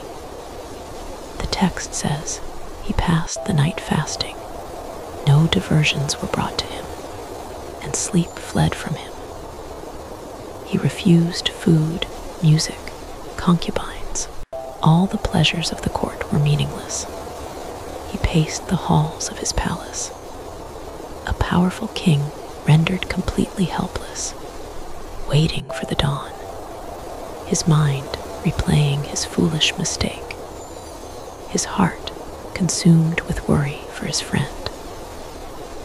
The most powerful man in the world was having the worst night of his life, while the condemned man in the pit was experiencing a peace that passed all understanding.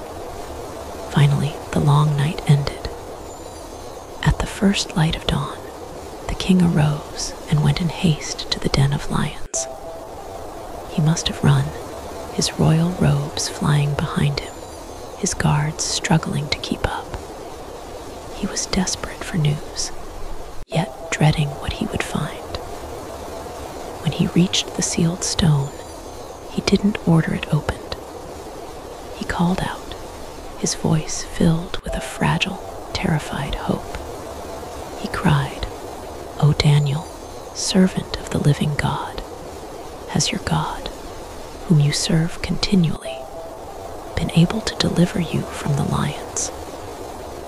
He was asking the darkness, asking the grave, if a miracle had happened. And then, impossibly, a voice answered from the pit. It was Daniel's voice, calm and clear. "O King, live forever. My God sent his angel and shut the lions' mouths, and they have not harmed me, because I was found blameless before him. And also before you, O King, I have done no harm."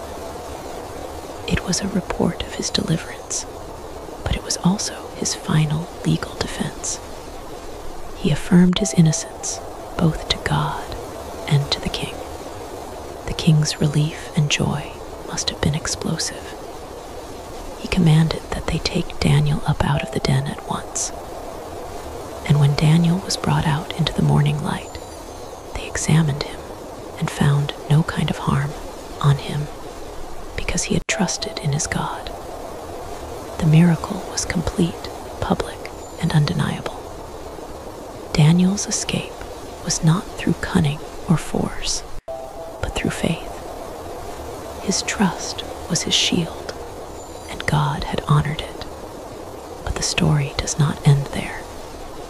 The king's joy quickly turned to a cold, righteous fury. He was now free from the legal trap of the previous day. His authority was restored, and he wielded it with terrifying swiftness. He gave a new command.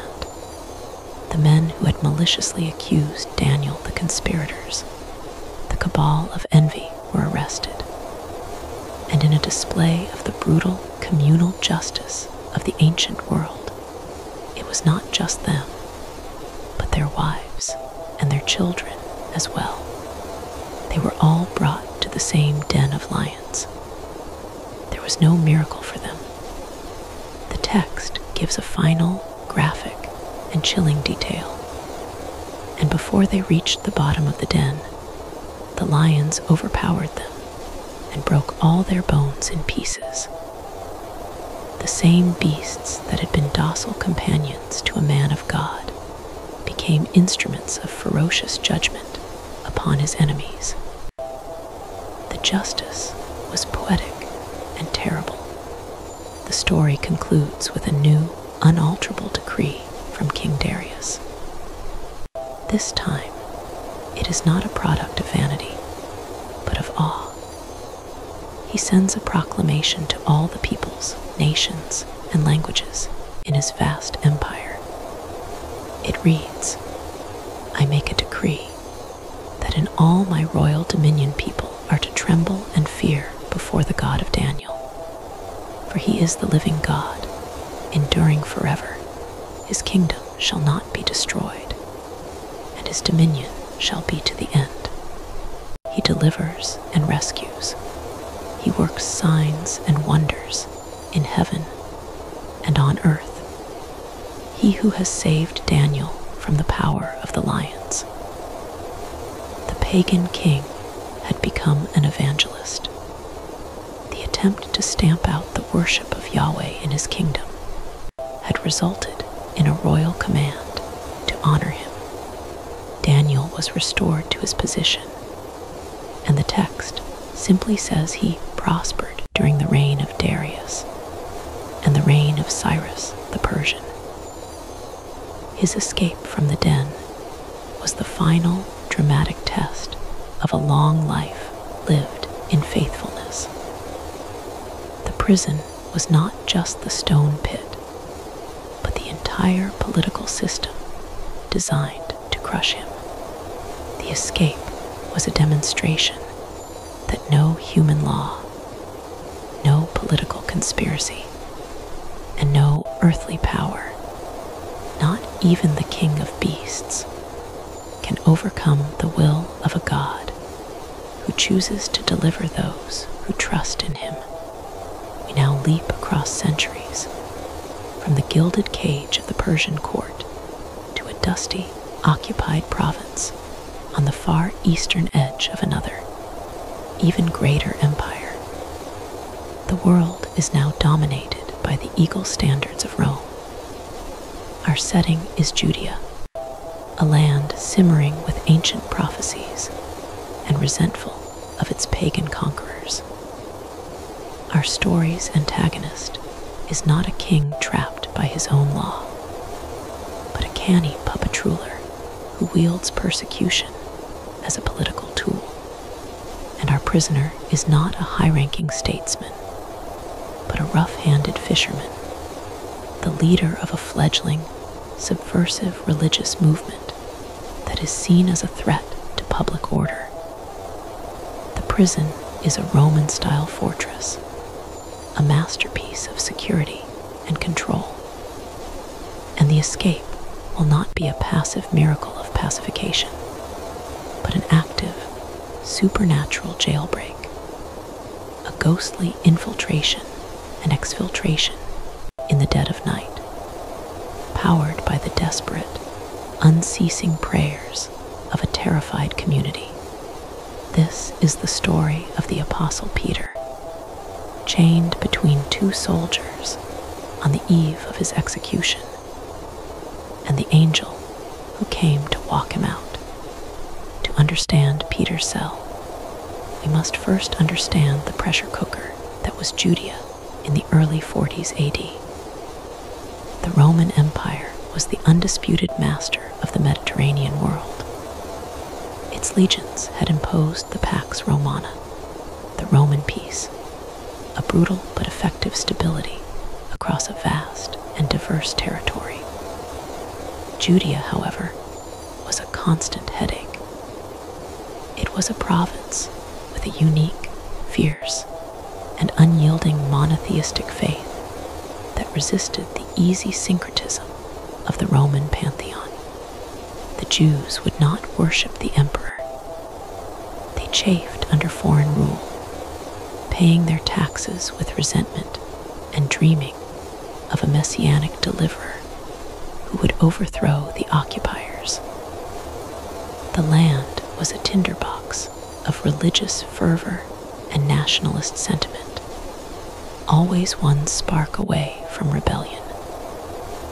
Governing this place was a delicate and often bloody balancing act. The man tasked with this balancing act at the time of our story was King Herod Agrippa. If that name sounds familiar, it should. He was the grandson of Herod the Great, the infamous king who had ruled when Jesus was born. But Agrippa was a far more complex and politically astute figure than his paranoid grandfather. He had been raised not in Jerusalem, but in Rome itself, a companion to the future emperors Caligula and Claudius. He understood power. He knew how to navigate the treacherous currents of the imperial court. He also understood, better than most Roman-appointed rulers, the delicate sensibilities of his Jewish subjects. When Caligula had tried to have a statue of himself placed in the Jerusalem temple, an act of sacrilege that would have plunged the province into a massive, bloody revolt, it was Agrippa who had used his personal relationship with the emperor to de-escalate the crisis. He knew which lines could not be crossed. He presented himself as a pious observer of the Torah, a defender of the faith, and he actively sought the approval of the powerful religious factions in Jerusalem, particularly the temple establishment dominated by the Sadducees, and it was these religious authorities who were most troubled by the new sect known as the Way or the Nazarenes, the followers of the recently crucified Jesus of Nazareth. To the Sadducees, who controlled the temple and did not believe in the resurrection, the central claim of this new movement, that a crucified man had been raised from the dead, was blasphemous and profoundly destabilizing. This group was growing, performing miracles, and drawing crowds, all without the sanction of the temple leadership. They were a nuisance, a threat to the established order. Herod Agrippa, ever the politician, saw an opportunity. By cracking down on the leaders of this upstart sect, he could score easy political points. He could demonstrate his piety and his commitment to the traditional authorities, thus solidifying his own power base. Persecution was not a matter of personal conviction for him. It was a matter of political expediency.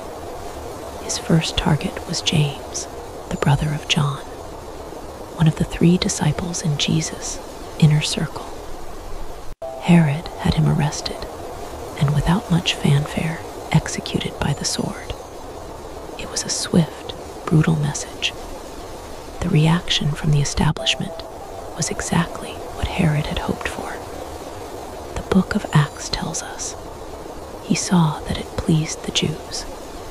His approval ratings went up. Emboldened by this success, he decided to double down and strike at the heart of the movement. He went after the big prize, Simon Peter.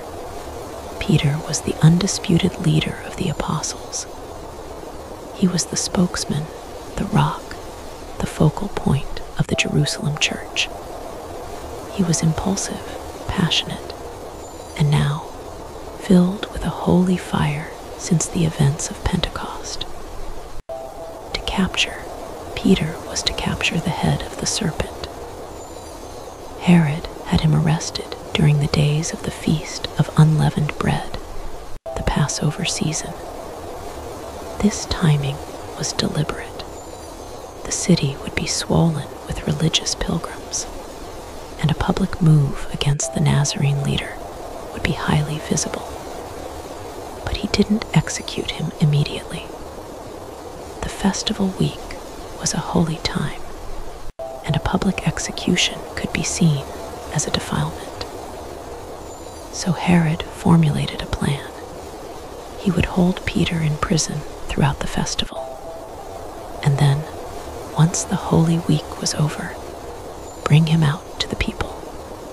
This meant a public trial and a show execution designed for maximum political impact, to entertain the crowds and definitively crush the leadership of this troublesome sect.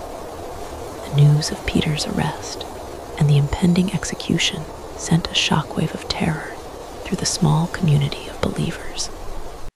They had just lost James. Now they were about to lose Peter. They were leaderless, helpless, and staring down the full weight of the state. They could not fight back. They could not protest. any public demonstration would be suicidal, so they did the only thing they could do. The book of Acts tells us, but earnest prayer for him was made to God by the church. This was their only weapon. In a small house in the city, the home of a woman named Mary, the mother of John Mark, the future writer of the Gospel of Mark, the church gathered. They did not sleep. They prayed. We must imagine this scene not as a quiet, meditative gathering, but as a desperate, intense, all-night vigil. They were wrestling with God, pleading, begging, their prayers fueled by fear and love. They were laying siege to heaven because the gates of the earthly prison were hopelessly sealed, and they were indeed hopelessly sealed. Herod was not taking any chances. Peter was a high-profile prisoner, and the authorities may have remembered rumors of his and other apostles' previous mysterious release from a lesser prison. This time, security was absolute. Herod delivered him over to 4 squads of soldiers to guard him. This is a specific military term, a quaternion. A squad consisted of 4 soldiers. 4 squads meant 16 professional Roman soldiers were assigned to guard 1 unarmed fisherman. This was not a normal prison detail. This was a maximum security operation. The system was designed for 0 failure. The 16 soldiers would have worked in 4 shifts of 4 men, rotating through the night. At any given time, 4 soldiers were on active duty. Their deployment was a masterpiece of redundant security. 2 of the soldiers were inside the cell itself, chained directly to the prisoner. Peter would have had a soldier on his right and a soldier on his left, his wrists bound to theirs by a short, heavy chain. He could not move, could not even turn over in his sleep without their knowledge. There was no possibility of quietly filing through his chains or picking a lock. He was physically attached to his guards. Outside the locked cell door, 2 more soldiers stood guard. They would have been armed with a short sword, gladius, and a spear, pilum, wearing helmets and armor. Their job was to watch the corridor and the entrance to the cell. Beyond them, the prison itself would have been a fortress, likely the Antonia fortress, which loomed over the Temple Mount, a symbol of Roman power. It was a labyrinth of stone corridors, courtyards, and more guard posts, culminating in a final, massive iron gate that led out into the city. Every checkpoint would have been manned. For a Roman soldier, allowing a prisoner, especially a political prisoner like Peter, to escape was not just a dereliction of duty. It was a capital offense. The guards' own lives were on the line, the ultimate guarantee that they would be ruthlessly vigilant. From a human perspective, escape was not just improbable. It was a physical and logistical impossibility. The days of the festival passed. The church prayed. Peter waited. The narrative picks up on the very last night. Now, when Herod was about to bring him out, on that very night, the execution was scheduled for the next morning. All legal and earthly hope was gone. This was the final watch. And in this moment of supreme tension, we are given a remarkable detail. Peter was sleeping between 2 soldiers, bound with 2 chains, and sentries before the door were guarding the prison. While the church was agonizing in prayer, was asleep. This was not the sleep of exhaustion or despair. This was the sleep of peace, the profound trust of a man who had put his life in God's hands and was content with the outcome. He had seen his Lord conquer death. What more was there to fear? He was at peace, chained to two men who were very much awake, in a cell locked from the outside, guarded by two more men in a fortress full of soldiers. And then, in the deep, silent hours of the Jerusalem night, the impossible began to happen. Behold, an angel of the Lord stood next to him, and a light shone in the cell. The event begins with light, a supernatural effulgence that fills the pitch-black dungeon. It does not wake the guards. It does not alert the sentries.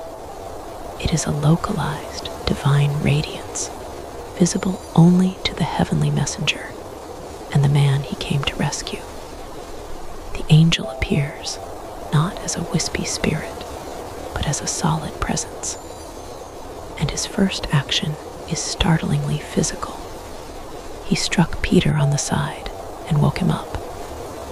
This is not a gentle nudge. It is a sharp, urgent blow, a divine smack to rouse him from his deep sleep. This is not a dream. This is real. As Peter's eyes flutter open, adjusting to the impossible light, the angel issues a quick, clipped command. Get up quickly. And as Peter begins to move, the chains that bind him to the sleeping soldiers simply fall off his wrists. There's no clatter of metal on stone, no jangling sound to alert the guards. They fall away silently, miraculously. Peter is free from his bonds, but he is still in a locked cell, deep inside a military fortress. He is likely groggy, confused, and disoriented. He thinks he is seeing a vision, a dream sent to comfort him in his final hours. The angel, seeing his confusion, continues with a series of rapid-fire instructions, like a special forces operative directing an extraction. Dress yourself and put on your sandals. Peter, moving as if in a dream, obeys. He fastens his tunic. He straps his leather sandals onto his feet. The angel then commands, "Wrap your cloak around you and follow me." Peter pulls his outer garment around his shoulders and in a daze follows the shining figure. They move towards the cell door. It is barred, locked. The two sentries are standing guard right outside. The angel and Peter simply pass through the door.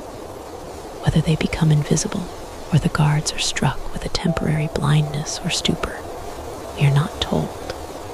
The text simply says, "He went out and followed him." They are in the corridor now. They walk past the two sentries, who stand like statues, completely unaware. They continue down the stone hallway to the first main guard post. A group of soldiers would be stationed here. They walk right past them. No one challenges them. No one sounds an alarm. The fortress, a hive of military vigilance, is supernaturally silent and still around them. They proceed to the second guard post, another layer of security, and pass through it with the same ghostly ease. Finally, they come to the last and most formidable obstacle, the iron gate leading into the city. This would have been a massive, heavy gate, likely barred with a huge wooden beam and requiring several men to open. It is the final seal on this man-made tomb. For an escapee, this is the end of the line. But as the angel and the dazed apostle approach, the scripture gives us a beautiful, almost whimsical detail. The gate, opened for them of its own accord. The great iron hinges turn without a creak. The heavy gate swings inward silently, moved by an unseen hand, revealing a dark, sleeping Jerusalem street. They step out of the fortress and into the cool night air. The escape is complete.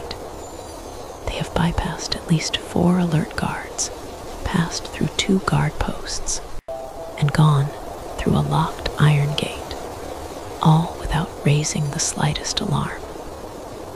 The angel walks with Peter down one street, leading him away from the immediate vicinity of the prison. And then, as suddenly as he appeared, the angel departed from him. Peter is left standing alone in the darkness. The supernatural light is gone. The silent companion has vanished. He is blinking, the cold cobblestones beneath his sandals, the familiar smell of the city in the air. And in that moment, the fog of his dreamlike state lifts. Reality rushes in. This wasn't a vision. This wasn't a dream. He looks at his wrists, free of chains. He looks back at the fortress, its grim silhouette against the starry sky. And he understands. When Peter came to himself, he said, "Now I am sure that the Lord has sent his angel and rescued me from the hand of Herod and from all that the Jewish people were expecting. He is free. The prayers of the church have been answered in the most spectacular way imaginable. Now he has a new problem. He is a fugitive, alone in the city in the middle of the night. Where can he go? The answer is obvious. He makes his way through the winding, narrow streets to the house of Mary, the mother of John Mark, where many were gathered together and were praying. He knows that this is the epicenter of the spiritual battle that has just been won on his behalf. He reaches the outer gate of the house and knocks. Inside, the prayer meeting is still going on. They have been praying for hours, their voices perhaps growing hoarse, their bodies weary, but their spirits still pressing in. A servant girl named Rhoda hears the knocking. She goes to the gate to see who it is. She calls out, "Who's there?" And through the gate, she hears a familiar voice answer, "It is Peter." Rhoda's reaction is one of the most charmingly human and comedic moments in the entire Bible. She is overcome with sheer, unadulterated joy. She is so ecstatic, so completely flabbergasted and thrilled, that she experiences a total system failure. She doesn't do the one thing she is supposed to do, open the gate. Instead, she leaves the leader of the church, the most wanted man in Jerusalem, standing outside in the street, and she turns and runs back into the house, shouting, "Peter is at the gate."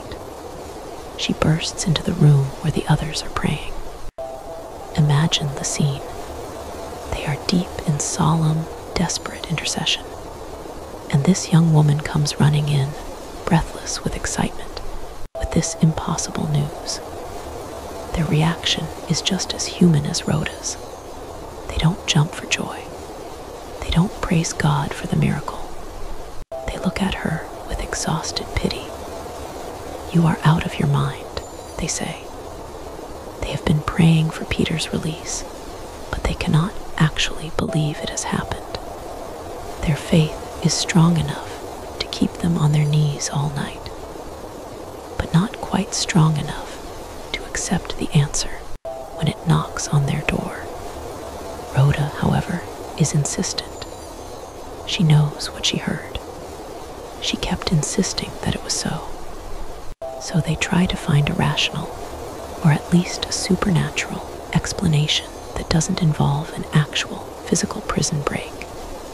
They said, It is his angel. They believed that a person's guardian angel might appear in their likeness, perhaps as an omen of their death. It was more plausible to them that Peter was already dead and his ghost or angel was at the gate than that he was alive and free. But Peter continued knocking. He's still outside, growing more anxious by the minute. Finally, the commotion and the persistent knocking persuade them to go and see for themselves. They unbar the gate, swing it open, and there he is. Peter, standing in the flesh. Not a ghost, not an angel. The man they had been praying for. When they saw him, they were amazed. They are stunned into silence. Peter, gesturing for them to be quiet, quickly tells them the incredible story of how the Lord had brought him out of the prison. Knowing he cannot stay, he gives them a final instruction. Tell these things to James and to the brothers. This is James, the brother of Jesus, who had become a leader in the Jerusalem church. And with that, he departed and went to another place, into hiding. The scene now shifts to the next morning. At the prison, all hell is breaking loose. At the changing of the guard, the new shift arrives to take custody of the prisoner. They unbar the cell. They go inside, and they find 2 soldiers sleeping soundly, still chained to nothing. The prisoner is gone. There was no small commotion among the soldiers about what had become of Peter. The alarm is raised. The fortress is locked down. A frantic, systematic search is conducted. Every room, every corridor is checked, but he has vanished without a trace. The chains are there, but the man is not. The doors are all still locked. The guards at their posts swear that no one passed them. It is an inexplicable, impossible event.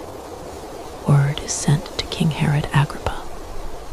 His prize prisoner, the man he was about to execute in a grand public display, has disappeared from a maximum security cell. Herod is enraged. This is a massive embarrassment. It makes him look incompetent. He personally oversees the investigation. He had the sentries examined. He interrogated them, probably under torture. But they had nothing to tell.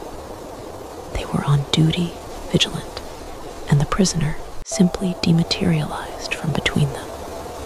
Finding no rational explanation and needing a scapegoat, Herod falls back on the brutal Roman military code. He ordered that they should be put to death. The 16 soldiers who had been assigned to guard Peter paid the ultimate price for the miracle.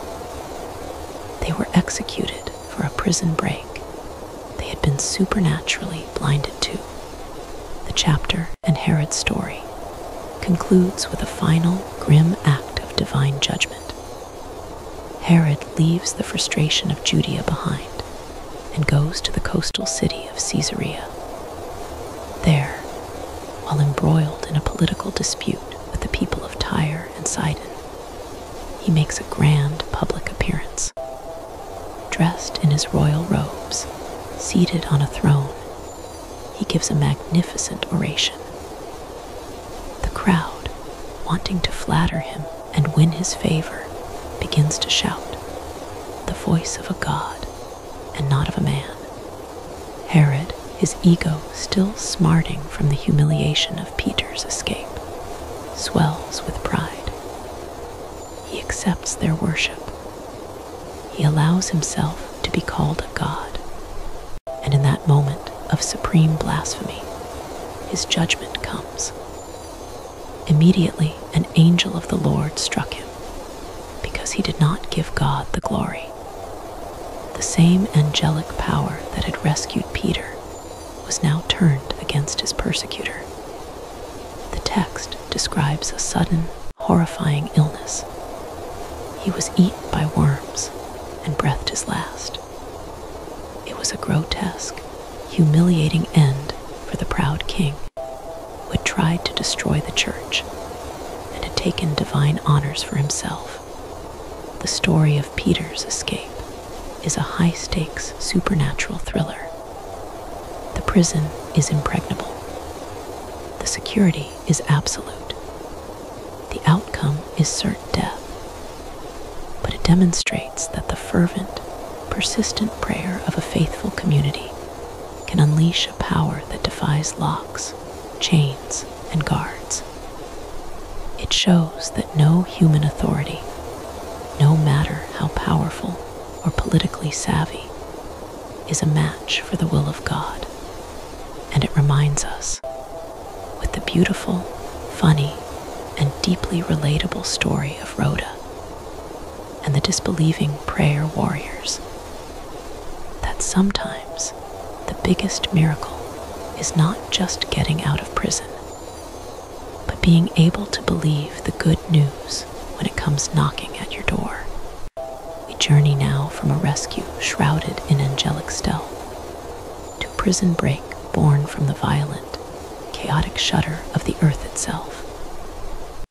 Our scene shifts from the ancient, holy, and politically volatile city of Jerusalem to a proud, provincial, and thoroughly Roman city in Macedonia. Our protagonists are not the established leaders of the Mother Church, but itinerant missionaries, trailblazers pushing the frontiers of their faith into new and often hostile territory. And our story's climax is not a quiet escape into the night, but a loud, terrifying, and utterly transformative event. This is a prison break where the prisoners, miraculously set free, refuse to leave. It is a story where the true escape is not from a physical cell, but from a spiritual death, and where the prison itself is not a place to be fled, but a place to be redeemed. This is the story of Paul, Silas, an earthquake at midnight, and the salvation of the Philippian jailer. Our story unfolds in the city of Philippi, and to grasp the drama, we must first understand the city's character.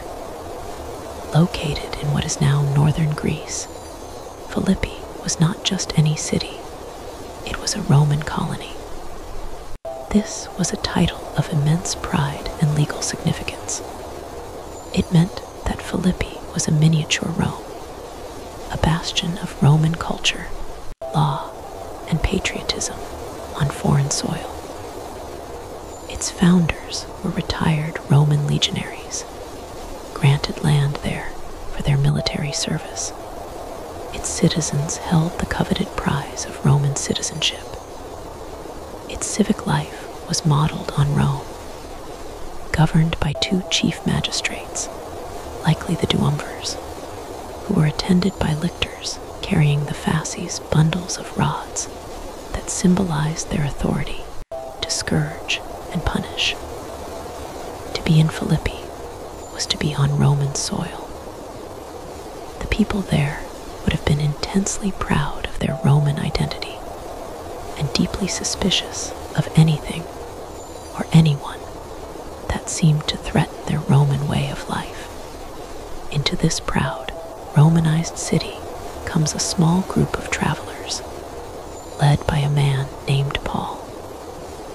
This is a pivotal moment in history, taking place around 50 AD, during what is known as Paul's second missionary journey.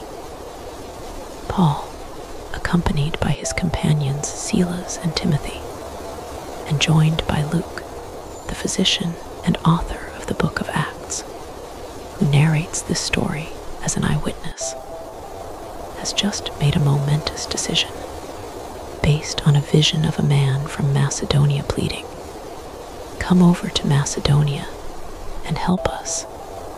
They have sailed from Asia Minor and set foot on the continent of Europe for for the first time. They have brought their gospel to a new world. Philippi is their first stop, their beachhead. Initially, their work is quiet and promising. Finding no synagogue, they go outside the city gate on the Sabbath to a place by the river where they assume people gather for prayer. There, they meet a group of women, including a prominent businesswoman named Lydia, a dealer in expensive purple cloth. She listens. Her heart is opened, and she and her entire household are baptized. She becomes the first European convert, and her home becomes the base of operations for this new Christian community. For a time, things are peaceful, but the spiritual landscape of a city like Philippi was complex and volatile. Alongside the official state cult of the Roman gods and the emperor, there were countless local deities, mystery religions, and a thriving marketplace of popular superstition. And it is from this world that conflict arises. As Paul and his companions go about their daily routine, they are followed by a slave girl. This girl is a source of great profit for her owners because she is possessed by a spirit of divination. The Greek text is more specific. She has a spirit of Python, a term directly associated with the famous oracle of Apollo at Delphi. She is a fortune teller, a clairvoyant, and people pay good money for her services. Day after day, she follows Paul's group through the crowded streets, shouting at the top of her lungs, "These men are servants of the Most High God, who proclaim to you the way of salvation." Now, on the surface, what she is saying is true, but the source is demonic, and the effect is deeply disruptive. It is a kind of heckling endorsement designed to mock, to subvert, and to draw the wrong kind of attention. It turns their serious mission into a public spectacle. For days, Paul endures this. He is a man on a mission, focused and driven. But finally, his patience wears thin. The text says he is greatly annoyed. He turns around, confronts the spirit within the girl, and says with apostolic authority, "I command you in the name of Jesus Christ to come out of her." And the spirit immediately leaves. The girl is free. Her mind is her own again. It is an act of liberation, a powerful demonstration of the gospel's power over demonic forces. But this act of liberation has immediate and severe economic consequences. The girl's owners see what has happened. The source of their income, their cash cow, is gone. The girl is no longer a profitable commodity. Their rage is not about theology, it is about money. They see Paul and Silas not as spiritual liberators, but as vandals who have destroyed their property. And so they retaliate. They seize Paul and Silas and drag them into the agora, the marketplace, the bustling center of civic and commercial life. This is where the city magistrates hold court. A crowd quickly gathers, drawn by the commotion. The accusation the owners make is a masterpiece of xenophobic and political manipulation. They do not mention the slave girl or their financial losses. To do so would be to admit they were exploiting a tormented human being. Instead, they play the patriotism card, tapping into the deep well of Philippi's Roman identity. They point to Paul and Silas and shout to the magistrates, "These men are Jews, and they are disturbing our city. This is a classic tactic. Brand your opponents as dangerous foreign outsiders. They are Jews, a people often viewed with suspicion in the Roman world, and they are causing a public disturbance. Then comes the main charge. They advocate customs that are not lawful for us as Romans to accept or practice. This was a serious accusation. While Rome was generally tolerant of existing religions in conquered lands, the propagation of a new, unauthorized religion, especially one that could be seen as challenging Roman social norms and the imperial cult, was illegal.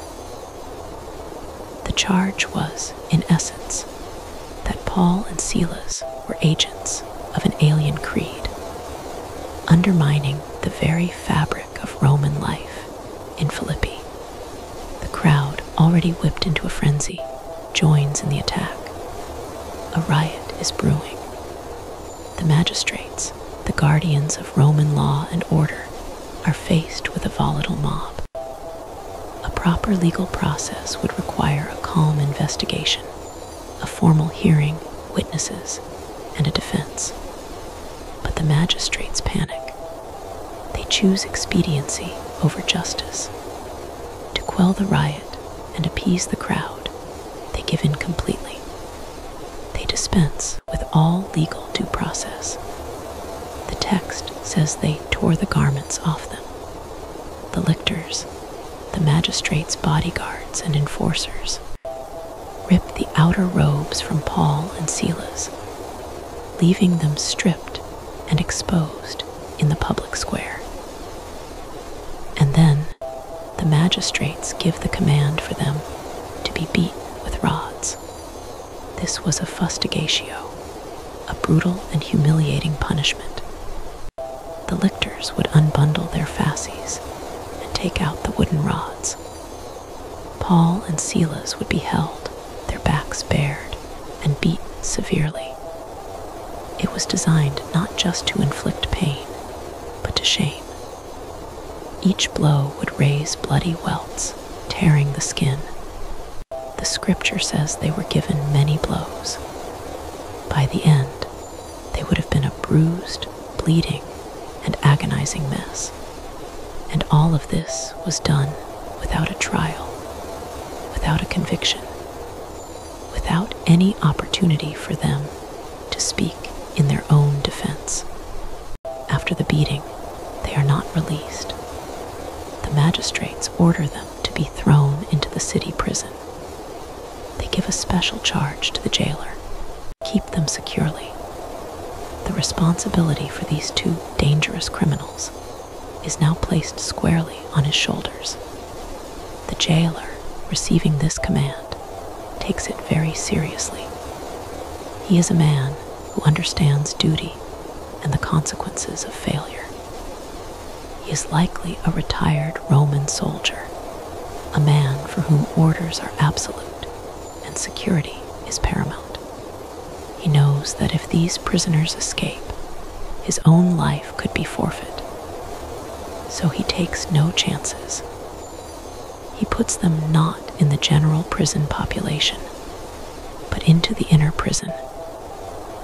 This was the maximum security cell, the deepest, darkest, dampest part of the jail, a place of ultimate confinement, likely underground. And he doesn't stop there. He takes the extra security measure of fastening their feet in the stocks. We must erase from our minds the image of the quaint Puritan stocks used for public humiliation.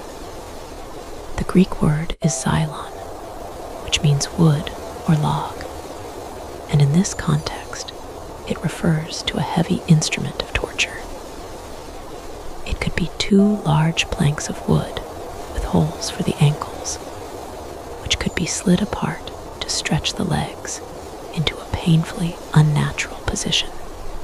Or it could be a single heavy log with 5 holes, restraining the neck, wrists, and ankles simultaneously.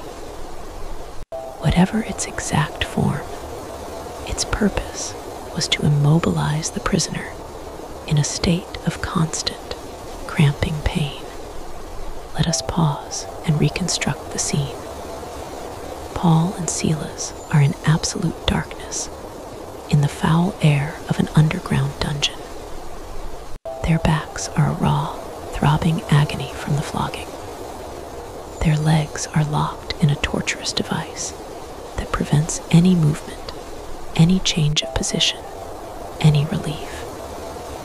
The blood from their wounds is likely dripping onto the filthy floor. They are in pain, they are humiliated, and they have been completely failed by the justice system they should have been able to trust. Despair would be the most natural human reaction. Curses, groans, and cries of pain would be expected. But what happens next is what turns the story from a grim account of injustice into a luminous display of supernatural joy. About midnight, Paul and Silas were praying and singing hymns to God. In the darkest hour of the night, from the deepest part of the prison, in the midst of excruciating pain, they are not complaining, they are worshiping. Their prayer is not a plea for escape, but likely a prayer of thanksgiving, of communion with the God they serve. Their hymns are songs of praise. This is a radical, almost insane response to their circumstances. It is a declaration that their spirits cannot be imprisoned, that their joy is not dependent on their physical comfort or their legal standing. And they are not singing quietly to themselves. They are loud enough that the other prisoners were listening to them. Their worship service has a captive audience, the other inmates of the Philippian jail, men likely accustomed to the sounds of misery and despair, are instead hearing this concert of praise rising from the depths of the maximum security cell. And it is in this moment, as prayer and praise fill the air, that God responds. Not with a silent angel or a still, small voice, but with a roar. Suddenly, there was a great earthquake. This is not a minor tremor. This is a violent, powerful seismic event, a seismos megas. The very foundations of the prison are shaken. The stone walls groan and shift. Dust and debris rain down from the ceiling. And the earthquake does something very specific, very purposeful. It does not bring the building crashing down on their heads. Instead, immediately all the doors were opened and everyone's bonds were unfastened. Imagine the scene. In the terrifying chaos of the earthquake, every cell door in the prison swings open. Every chain, every manacle, every set of stocks, including the heavy one holding Paul and Silas, falls loose. It is a mass prison break, divinely engineered. Every single prisoner is now unbound, their path to freedom open. The jailer is asleep in his quarters, likely attached to the prison. The violent shaking jolts him awake. His first thought is for his prisoners. He scrambles for a light, and his worst fears are realized. He sees the prison doors standing wide open.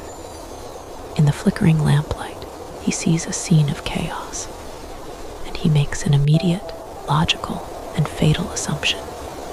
The prisoners have all escaped. His mind would race. He was given a direct order to keep these men securely. He has failed. The penalty for a Roman guard who loses his prisoners is death. He will face a court-martial, public disgrace, and a brutal execution.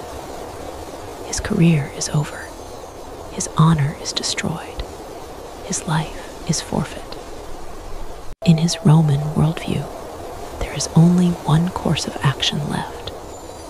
He chooses to die by his own hand, a soldier's death, rather than face the humiliation of his failure. He drew his sword and was about to kill himself. He stands there, the steel of his own sword likely pressed against his body, ready to end his life. And in that desperate, final moment, a voice calls out from the darkness of the ruined prison. It is Paul's voice, shouting from the inner cell, loud and clear over the aftershocks.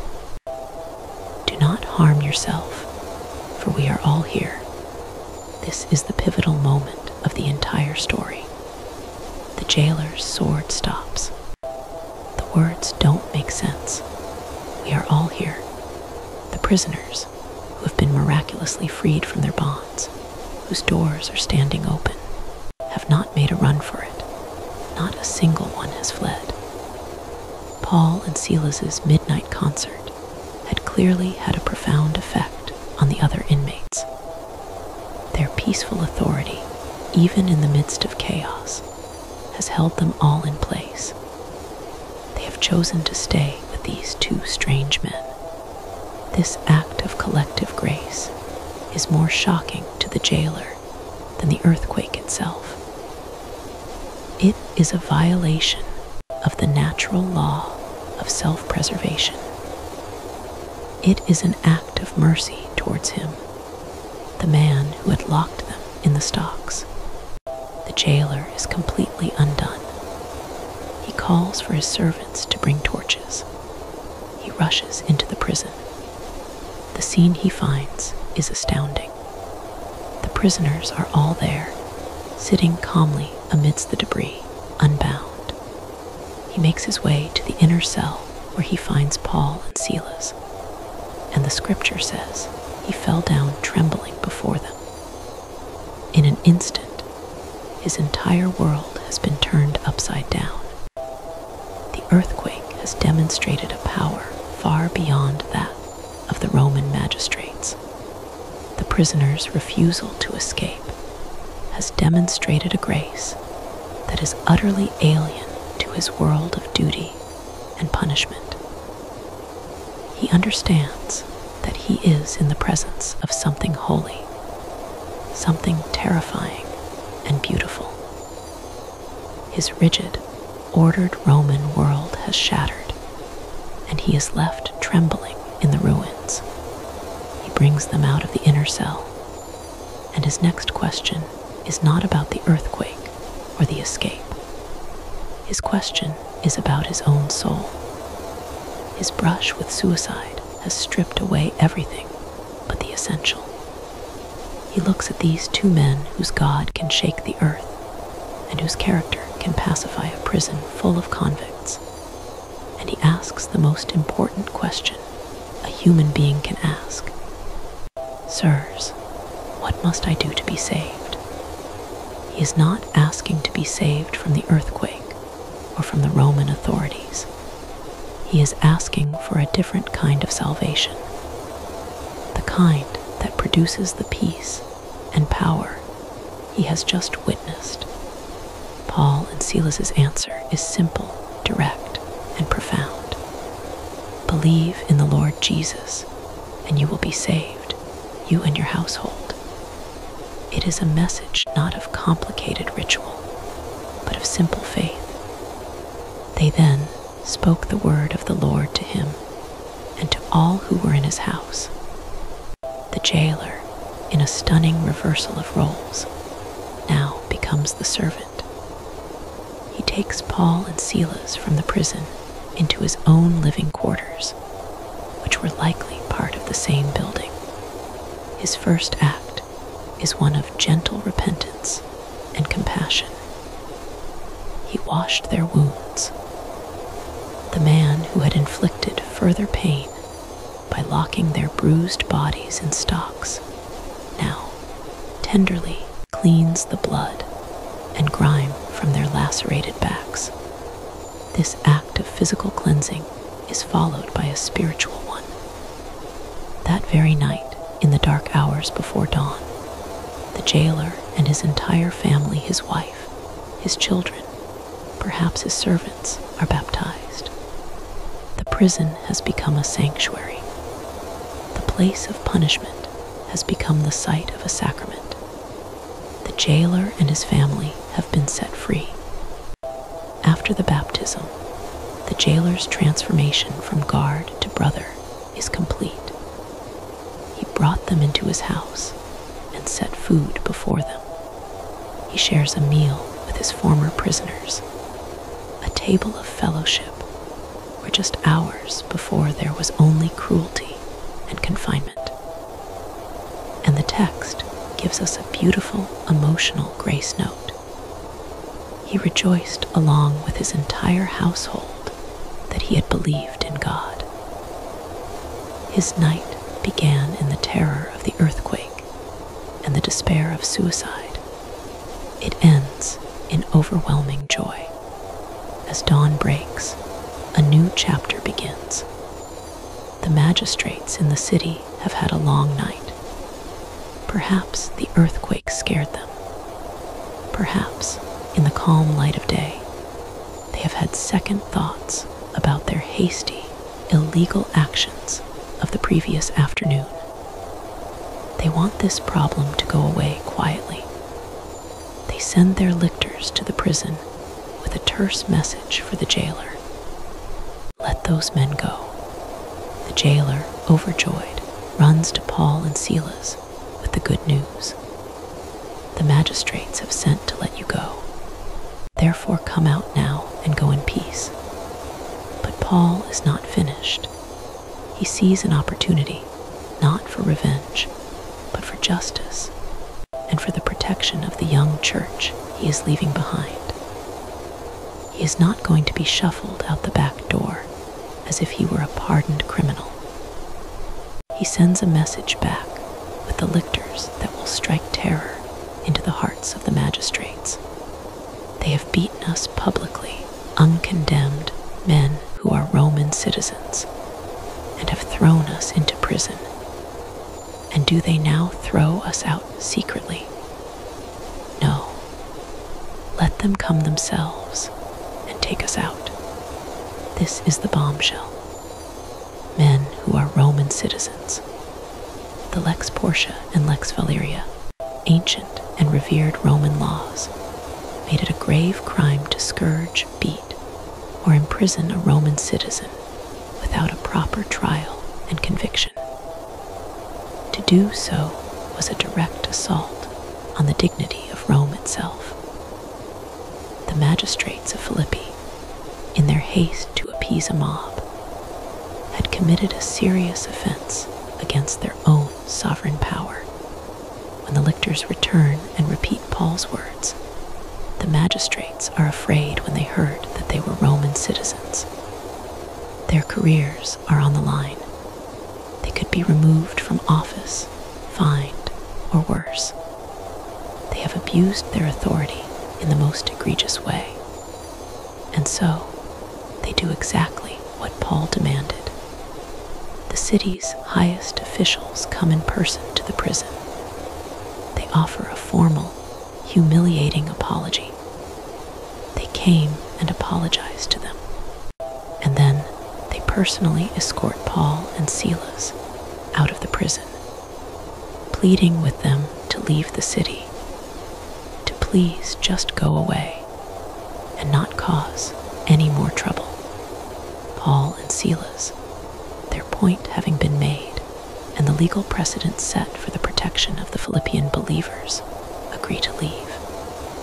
But they do not flee. They walk calmly from the prison to the house of Lydia. They meet with the small community of new believers, the brothers, to encourage them one last time. And only then do they depart from the city, leaving behind a small but vibrant church, born from a riverside prayer meeting and forged in a night of suffering, miracles, and redemption. The story of the Philippian jailer is the ultimate redefinition of a prison break. The earthquake, a spectacular display of divine power, is not the main event. It is merely the catalyst. It opens the physical prison, but it is the prisoner's response, their singing, their steadfastness, their grace, that opens the true prison, the prison of the jailer's heart. Paul and Silas had the perfect opportunity to escape, yet they chose to stay. They understood their mission was not about securing their own freedom, but about offering true freedom to their captor. In the end, the prison break that mattered most that night was not from a cell of stone, but from a life of fear and hopelessness into the boundless joy of